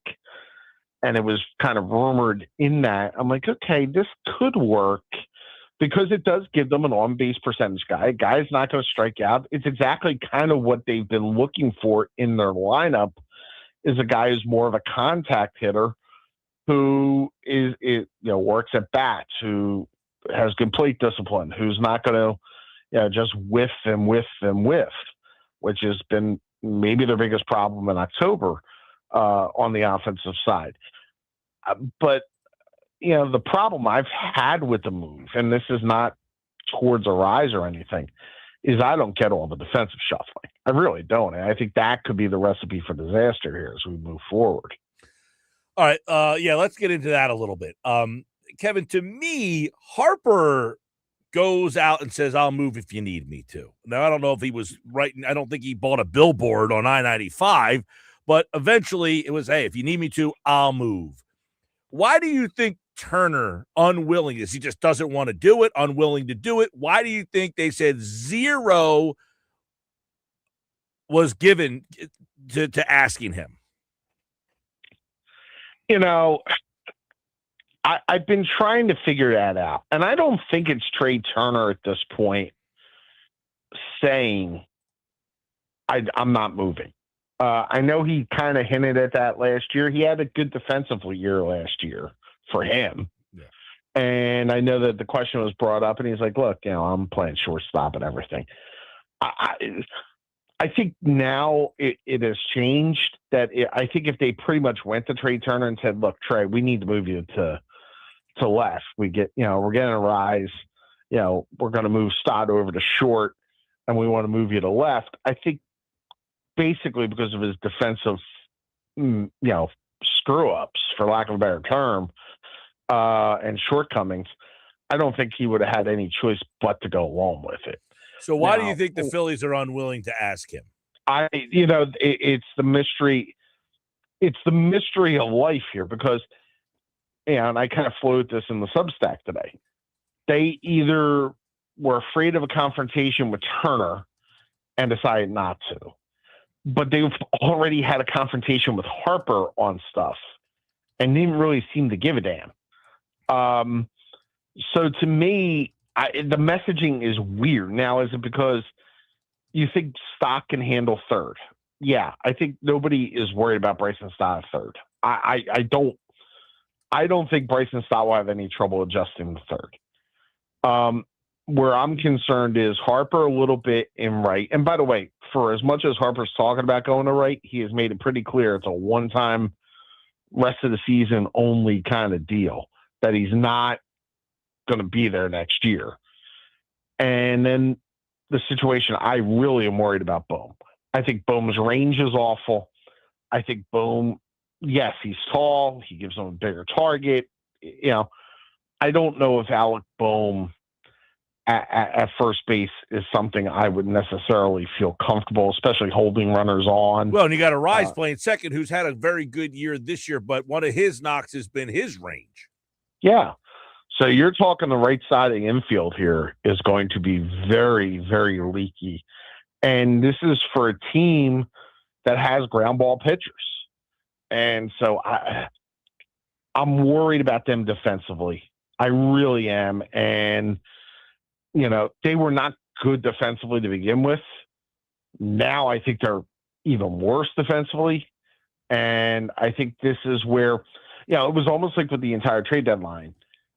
They tried to patch some holes, but by patching some of those holes, they've now opened up other ones. So we'll get into your thoughts on the trade deadline. Kevin Cooney, check out his Cooney report on Substack. Mattingly said earlier, this is from Scott Lauber, our buddy from the Inquirer, that Mattingly said they have discussed various late game scenarios with the lead, including moving Harper back to first or subbing him out for defense, assuming his spot in the lineup isn't close. I mean, is that a way to go through a playoff series? No. And I would love to be the one who tried to have them tell Bryce Harper he's coming out of the game again subbed. It's not happening. I don't know if Don. I don't know if Don really thought through that quote because it's just not. Look, we all cringe when they sub out Kyle Schwarber, for a pinch runner because you don't know necessarily if things are going to come back around. You're going to end up without one of your leading power hitters. They're is it maybe they'll move Harper back to first? I could see that, and maybe put De La Cruz or Rincones if he's up on the postseason roster at some point, or Williams, or find some way of masking the outfield defense. But there's no way I see them pulling Bryce Harper out of games late in the year for defensive purposes. I just don't. Yeah, that would be a interesting one. Yeah, hey, you just hit. It's the bottom of the eighth, and we're going to take you out. And then his spot comes back up in the order for some reason in the ninth. I mean, you can't do that. No, or if you do it like bottom of the seventh, well, then you've got to worry about the setup guy doing it for the eighth and ninth. I don't know. No, I just don't see that happening. Kevin, let's talk a little about what they did. They got a rise. That started off the day, and it felt like, okay, they got a rise, and they get a right-handed arm. They got a left-handed arm, and then the brakes. They hit the brakes. So what did you make of the day itself yesterday for Dave Dombrowski? All right, so the two relievers they got, the guy from the Giants and then Raley from the Mets, I think actually are pretty good fits for what they have. Seventh, eighth inning guys can be, maybe it takes pressure off. Maybe Raley takes all pressure. It is Raley, I think. I'm not screwing this up, but he should take pressure off Alvarado as being the lefty in late inning situations, high leverage. But the idea that they just stopped, like when it's 10:30 and you've made two big moves, and you made two moves and you filled basically two of the three holes that were there. And then you don't have a back end starting pitcher. You don't have another bat maybe you would bring in to fill another spot, even if it's a bench spot. Because, Mike, I think beyond, I know everybody's been on the Hill bandwagon and all that. Beyond, like, Edmundo Sosa, are you comfortable with anybody on this bench right now?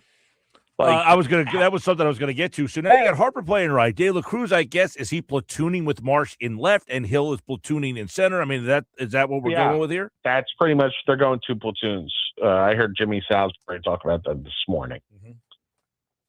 So if that's the case, but you're still talking a bench that is in flux, and I would have, no bench bat.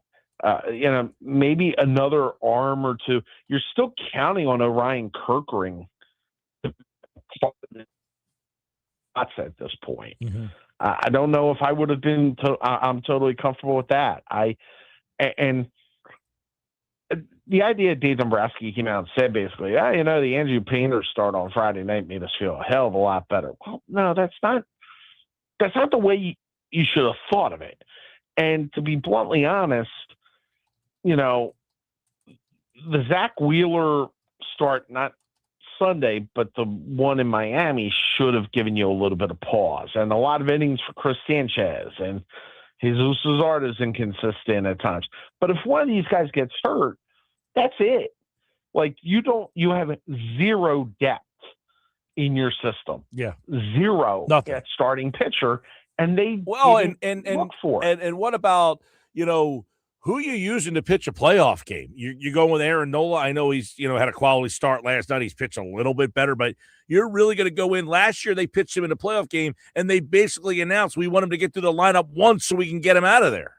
Oh, it'll be a bullpen game at that point, pretty much. That's what it becomes. It's almost like, remember, they started Noah Syndergaard in the World Series back in 2022. They're pretty much acknowledging that their Game 4 is going to be, if they're in a best of 7, Game 4 is going to be a bullpen game. Well, whatever their record is with Wheeler, Sanchez, and Luzardo, it's some astronomical record. Are they looking at and saying, listen, with those three guys, there's nobody better than we are. Is that their mentality? Is with those three guys pitching, what's their record? Like 43-12 or something like ridiculous? It's like a 7-10 win percentage. Yeah. Which is that a fair way to look at it and say, with those three guys, we're as good as anybody? I mean, it's the way they're looking at it. Do I think it's fair? No, because I think in a short series, it's different than judging a pitcher and expect him in a short series to perform the same way he does on a Tuesday night in July against like the Reds. You know what I mean? And you can take all these numbers and everything. Yes. Do I think Chris Sanchez can handle it? Yeah, I do. Do I think, Zach Wheeler can handle it? Yeah, I do. But again, they're one hair trigger. They're one screw up, one little slip up from this going completely off the rails. They don't have depth. They're one injury. And this is what happened last year with Wheeler. Remember when Wheeler got hurt, basically the Phillies of 2025 were done at that point. I know they played decent against the Dodgers and everything. There was no way that team was winning a World Series without Zach Wheeler last year. Mm-hmm. And they've kind of set themselves up in the same spot that if Wheeler or Sanchez or Luzardo get hurt, this is all over. Any one of those guys, you're right. If one of those guys goes down, you essentially, and listen, that's a lot of teams, although the Dodgers. Let me put it this way. Mike, I'll go this far. If one of them goes down, they don't make the playoffs. Well, and that's another thing is Dombrowski did say, hey, look, we got to still make the playoffs. He's not wrong about that. So they got to keep that in mind too. But I don't know. You're giving away 40% of your games, basically. I was going to say, I don't know that not adding another starter is the recipe to help you get there. And if they did run out of time, which is Jason Stark's line yesterday, then shame on them. Fifth starter was not like a problem that cropped up over the weekend. Fifth starter has been a problem here and was something they floated out there. They were the ones who were big on we go for starting pitching. And you and I talked about this last week and the last couple of weeks. I didn't think fifth starter was necessarily a huge deal for them. But if you're saying the fifth starter was the one that was the biggest item, one of the biggest items on your shopping list, and you basically ran out of time to get one, then shame on you. Yeah. Then that shows me you really did not start the talks soon enough to get all this stuff done with the amount of holes you had. What about, I mean, they did get two bullpen arms, but are they two difference-making bullpen arms? I think they improved the bullpen. Do they solve the bullpen? No. By the way, we should point out that Strom gets DFA'd today. So saw that. I would, Kevin. What is it about this? What is it about this town that when a guy that played here gets let go, it's always maybe we should bring him back? Yeah, I would not count on that with the way it ended with Matt Strom last year. I would agree. Any of the right-handed names, Ref Snyder, Solar, any of those do anything for you? Not really. I mean, I get why you kick the tire. Again, the right-handed bats this year, and this has been a problem in the sport the last 3-4 years. It feels like there's just a dearth of quality right-handed power bats, and for some reason, I don't know what it is.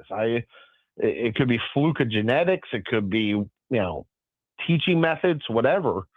It just doesn't feel like it's good right now. So I think they're kind of stuck with this going forward and hoping Alec Boehm has a salary drive here in the last 2 months.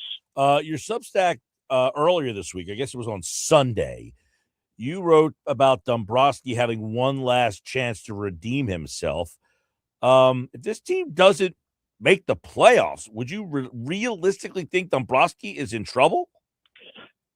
No, the terminology last chance to redeem himself with this group, I was referring to with this group, And the other portion of it is with this fan base.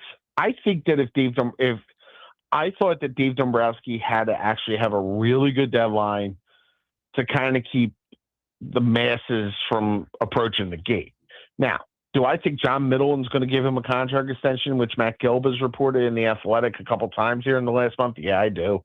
And, I heard Bob Nightingale earlier today somewhere else say that basically he thought it could almost basically be like a lifetime contract as long as Dombrowski wanted to be here. I think Middleton does love him that much.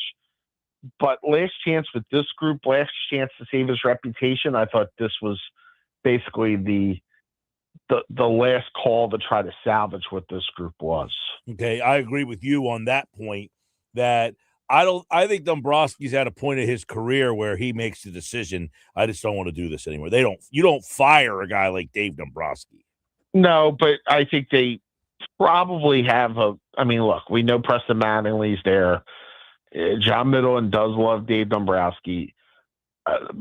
But like I said, there's two different mindsets. There's the last call, you're going to lose your job mindset, which Matt Klentak faced and Ruben Amaro faced and all that.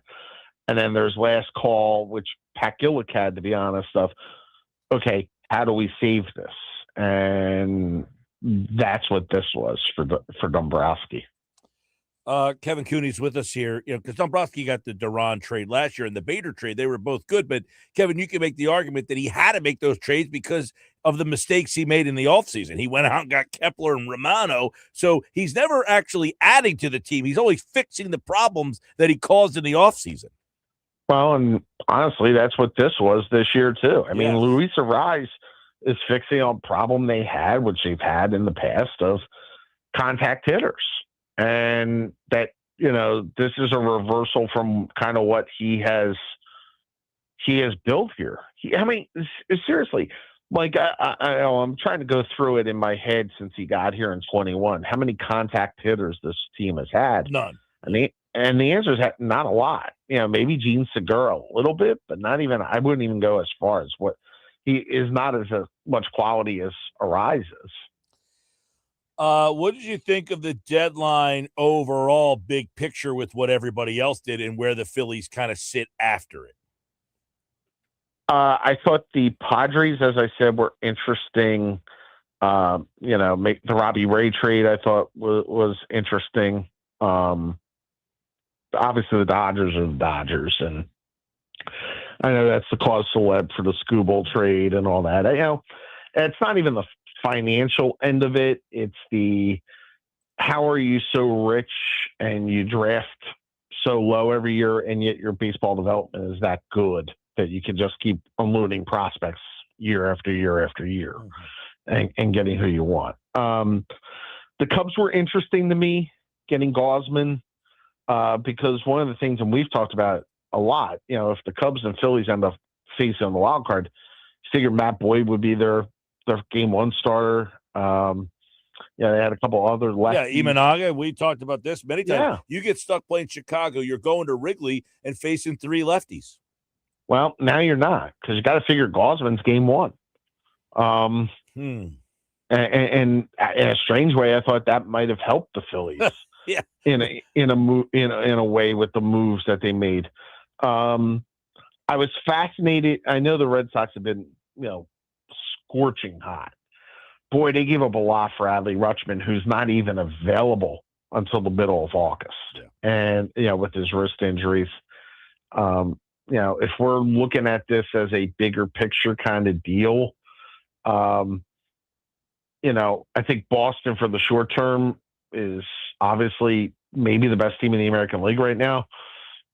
But long term, they may end up paying a big, big price for just making this one run. Kevin Cooney's Substack. You can check out the Cooney Report at his Substack. It's really good read.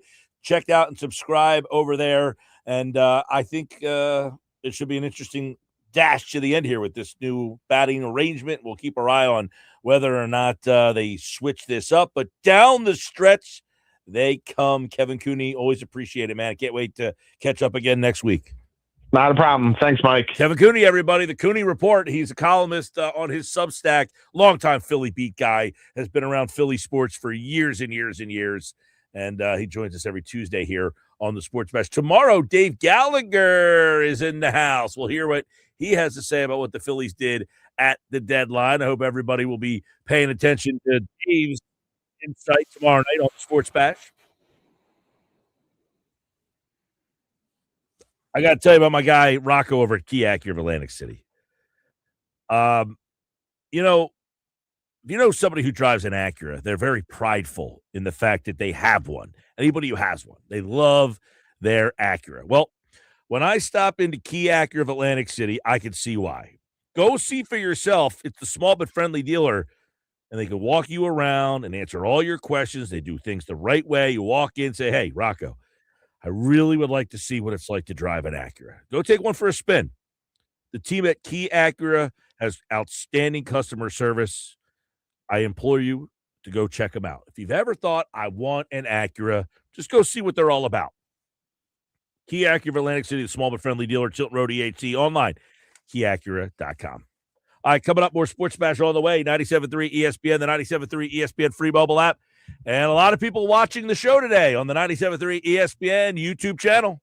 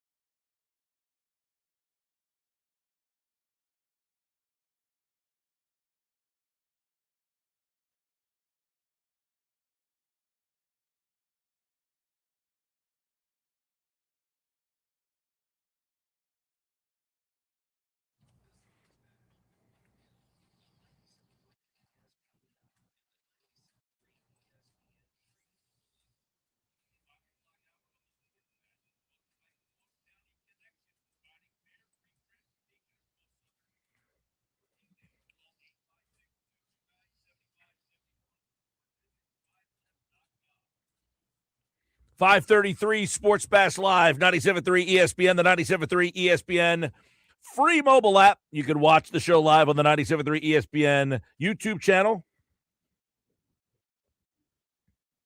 at 973 ESPN. I'm Mike Gill, Josh Henning producing today's show. Don Mattingly spoke earlier. He was asked about the batting lineup tonight, which is a little wonky. I want to say a little wonky. But Schwarber's hitting leadoff again. So if you're just tuning in, Arise is in the lineup, then he's hitting fourth. You know how many home runs that Arise has? So if you were somebody from the dark ages, you know, you grew up with like Dave Kingman, a number 4-hole hitter with just a bad mustache. Luis Arise does not fit the profile of a guy that hit fourth.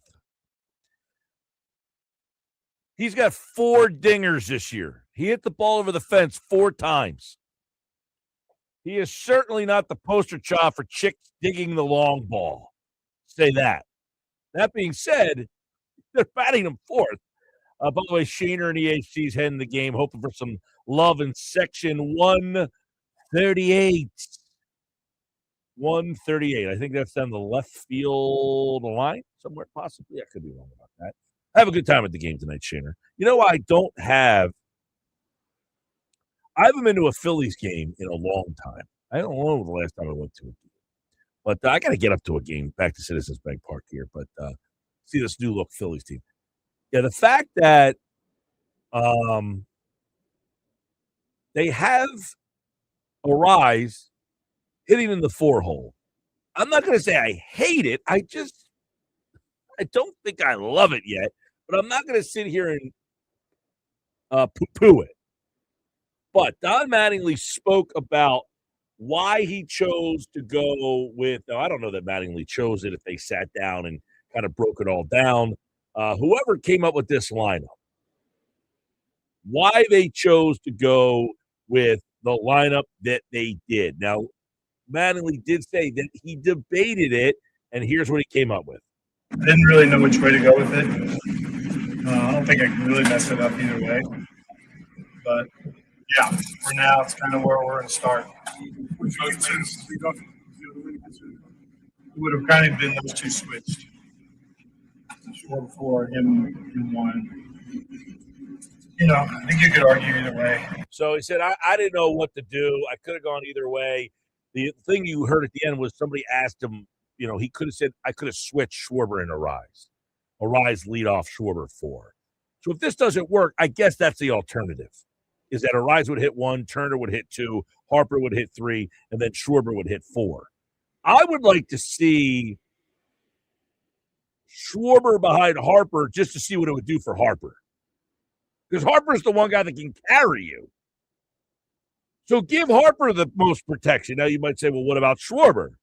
He can carry you too. If you put Schwarber 4, now he doesn't have the protection.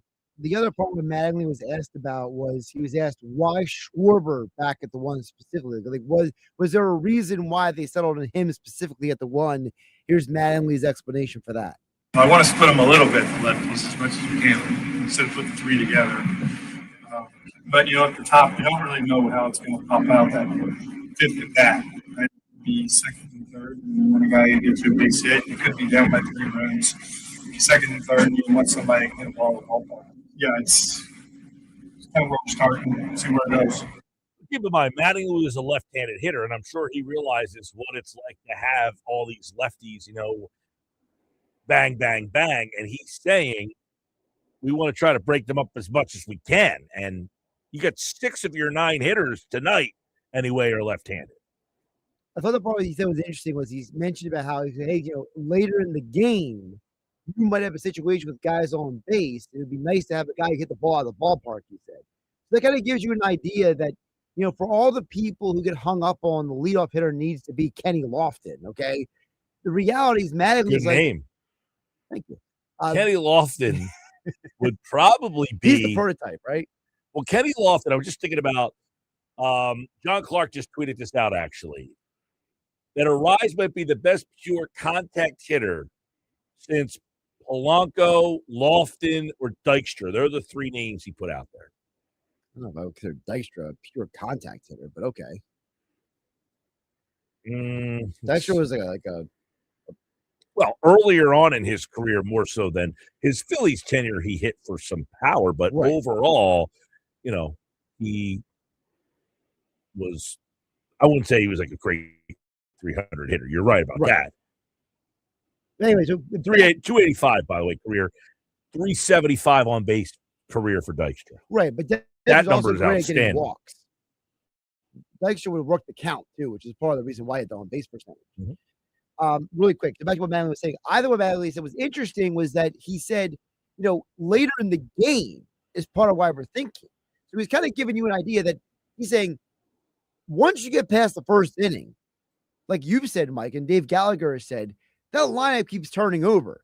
It doesn't matter if you have a speedy guy at the top of the lineup anymore, because if you get Schwarber coming up and let's say Justin Crawford gets on base with a running bunt, right? Would you rather have Schwarber up there? Or would you rather have Luis Arias up there? I think that's what Matt Angley's trying to say. Yeah. So Dave Murphy from the Inquirer tweeted this out.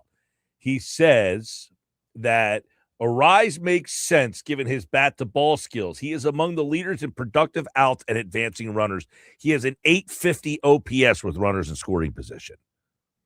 So if you look at Schwarber and Harper, your two best on-base guys, Turner has not been a good on-base guy this year, but generally has been. You have three guys who are known for getting on base, and now you have your best bat-to-ball guy hitting behind them. Now, that's extremely different from Alec Boehm, who has driven in a lot of runs, but he's made – Murphy's point is Arias is among the league leader in productive outs and advancing runners, where Boehm hits into the most double plays in the league. Not ideal. Not ideal at all. And so now it goes back to the whole conversation of when you're constructing this lineup, how do you weigh the positives and negatives of each hitter? And I think that's where, we can criticize Mattingly for being honest, but listen, he is in a position where he's like, he said, I didn't really know what we should or shouldn't do with some of these guys, because again, there's no clear-cut roles for some of these guys. Your traditional lineup has a certain level of structure, and you and Kevin Cooney just talked about it, Mike. This team has not had a lot of contact hitters over the last several years, so it's hard to build a lineup. Well, if he goes back to Placido Polanco was the last one that we can think of, and I don't know that he's off base on that. Yeah, Gene Segura was the other one he named. No, he named Kenny Lofton. No, I mean Kevin Cooney when he was on with. Yeah. Cooney was saying that and I wouldn't even say that Cooney would not Cooney Segura would be on that level. I don't know how good of a Kevin Cooney hitter he is. I don't know about that. Me neither. He could probably swing it. Yeah, it makes some contact. Probably more contact than I would with the bat. Probably that I wouldn't debate.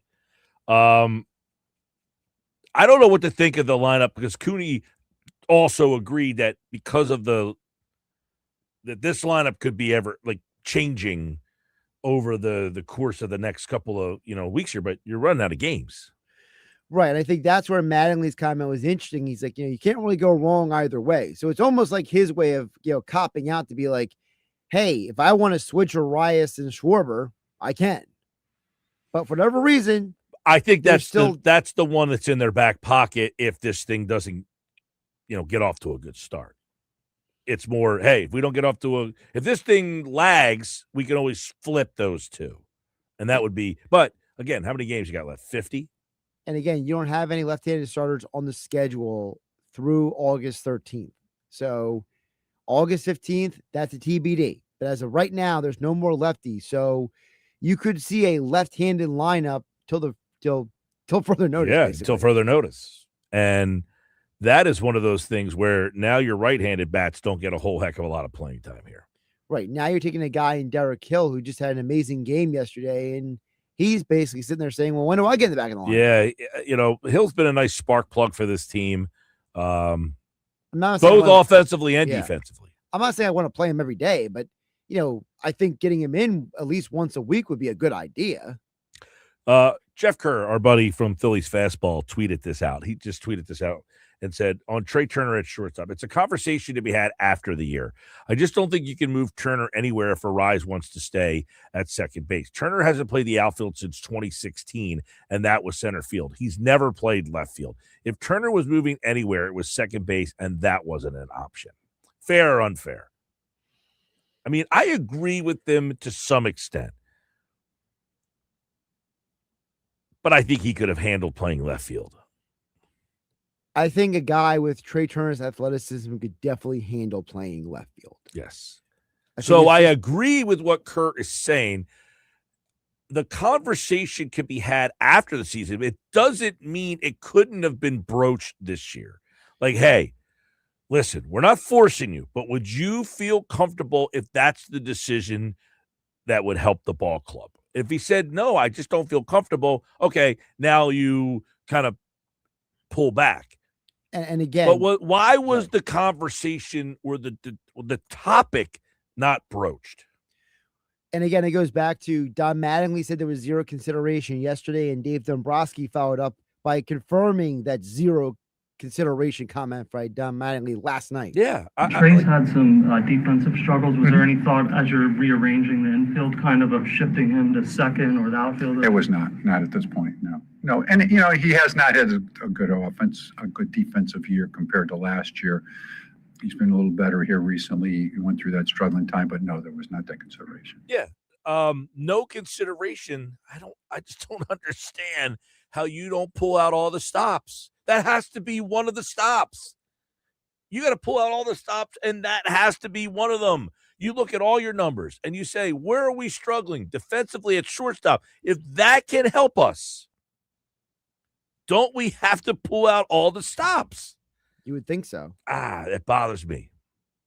That one bothers me because I agree with Kerr saying, I'm not forcing you to move.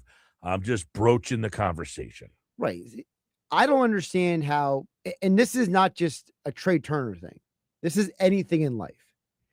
If you have someone doing a job and they're struggling at it,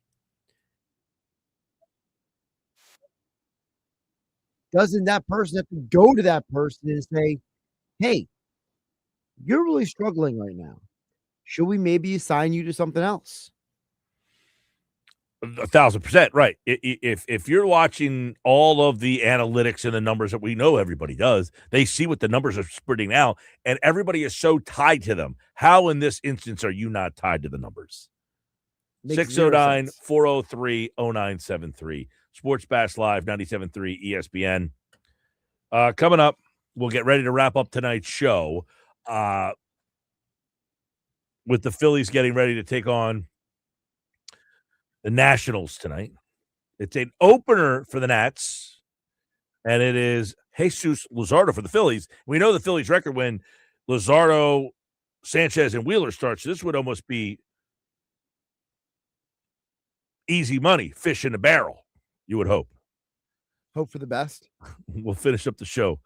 If you want to get your final text messages in, I like this one. Well, I don't like it, but it makes me laugh. Time to fire Mattingly. Jeez. You get a 50-game run, and then you're either good or bad. More Sports Bash coming up. Don't go away.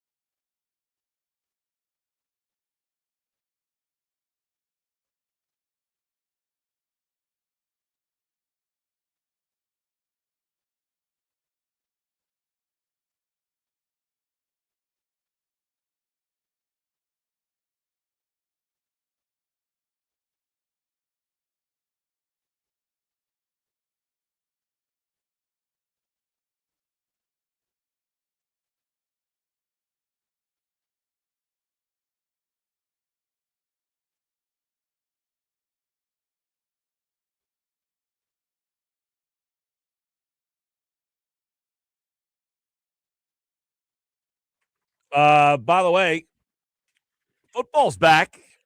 97.3 ESPN. We have the Hall of Fame game on Thursday night. Just makes you feel a little different. You're driving in the car. It's August. There's a football game on. Can't wait.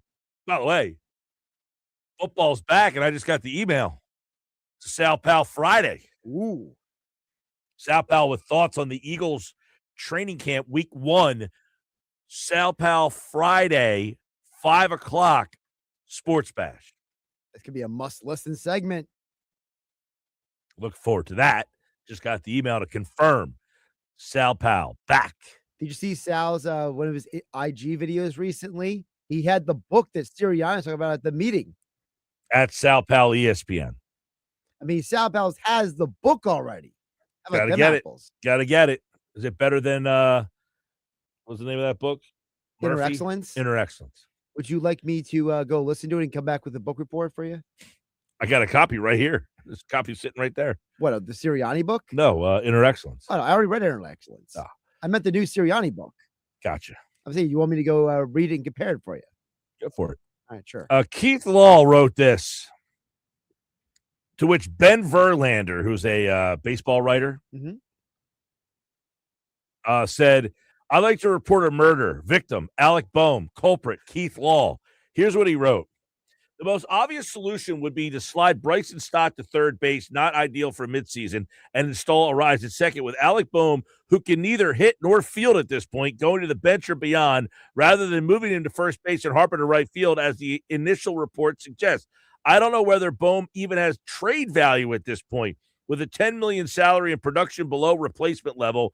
And because he's a free agent after the season anyway, the Phillies have no incentive at all to keep playing him. Also, today's Boehm's 30th birthday, so happy birthday. Have you considered celebrating in Lehigh Valley? Oh, wow. You can hang out with Jeff Kerr. Yeah. Well, good grief on that one. Jeez. By the way, big height difference between Alec Boehm and Jeff Kerr. There is a big height difference. All right, that's it for us. Sports Bash done.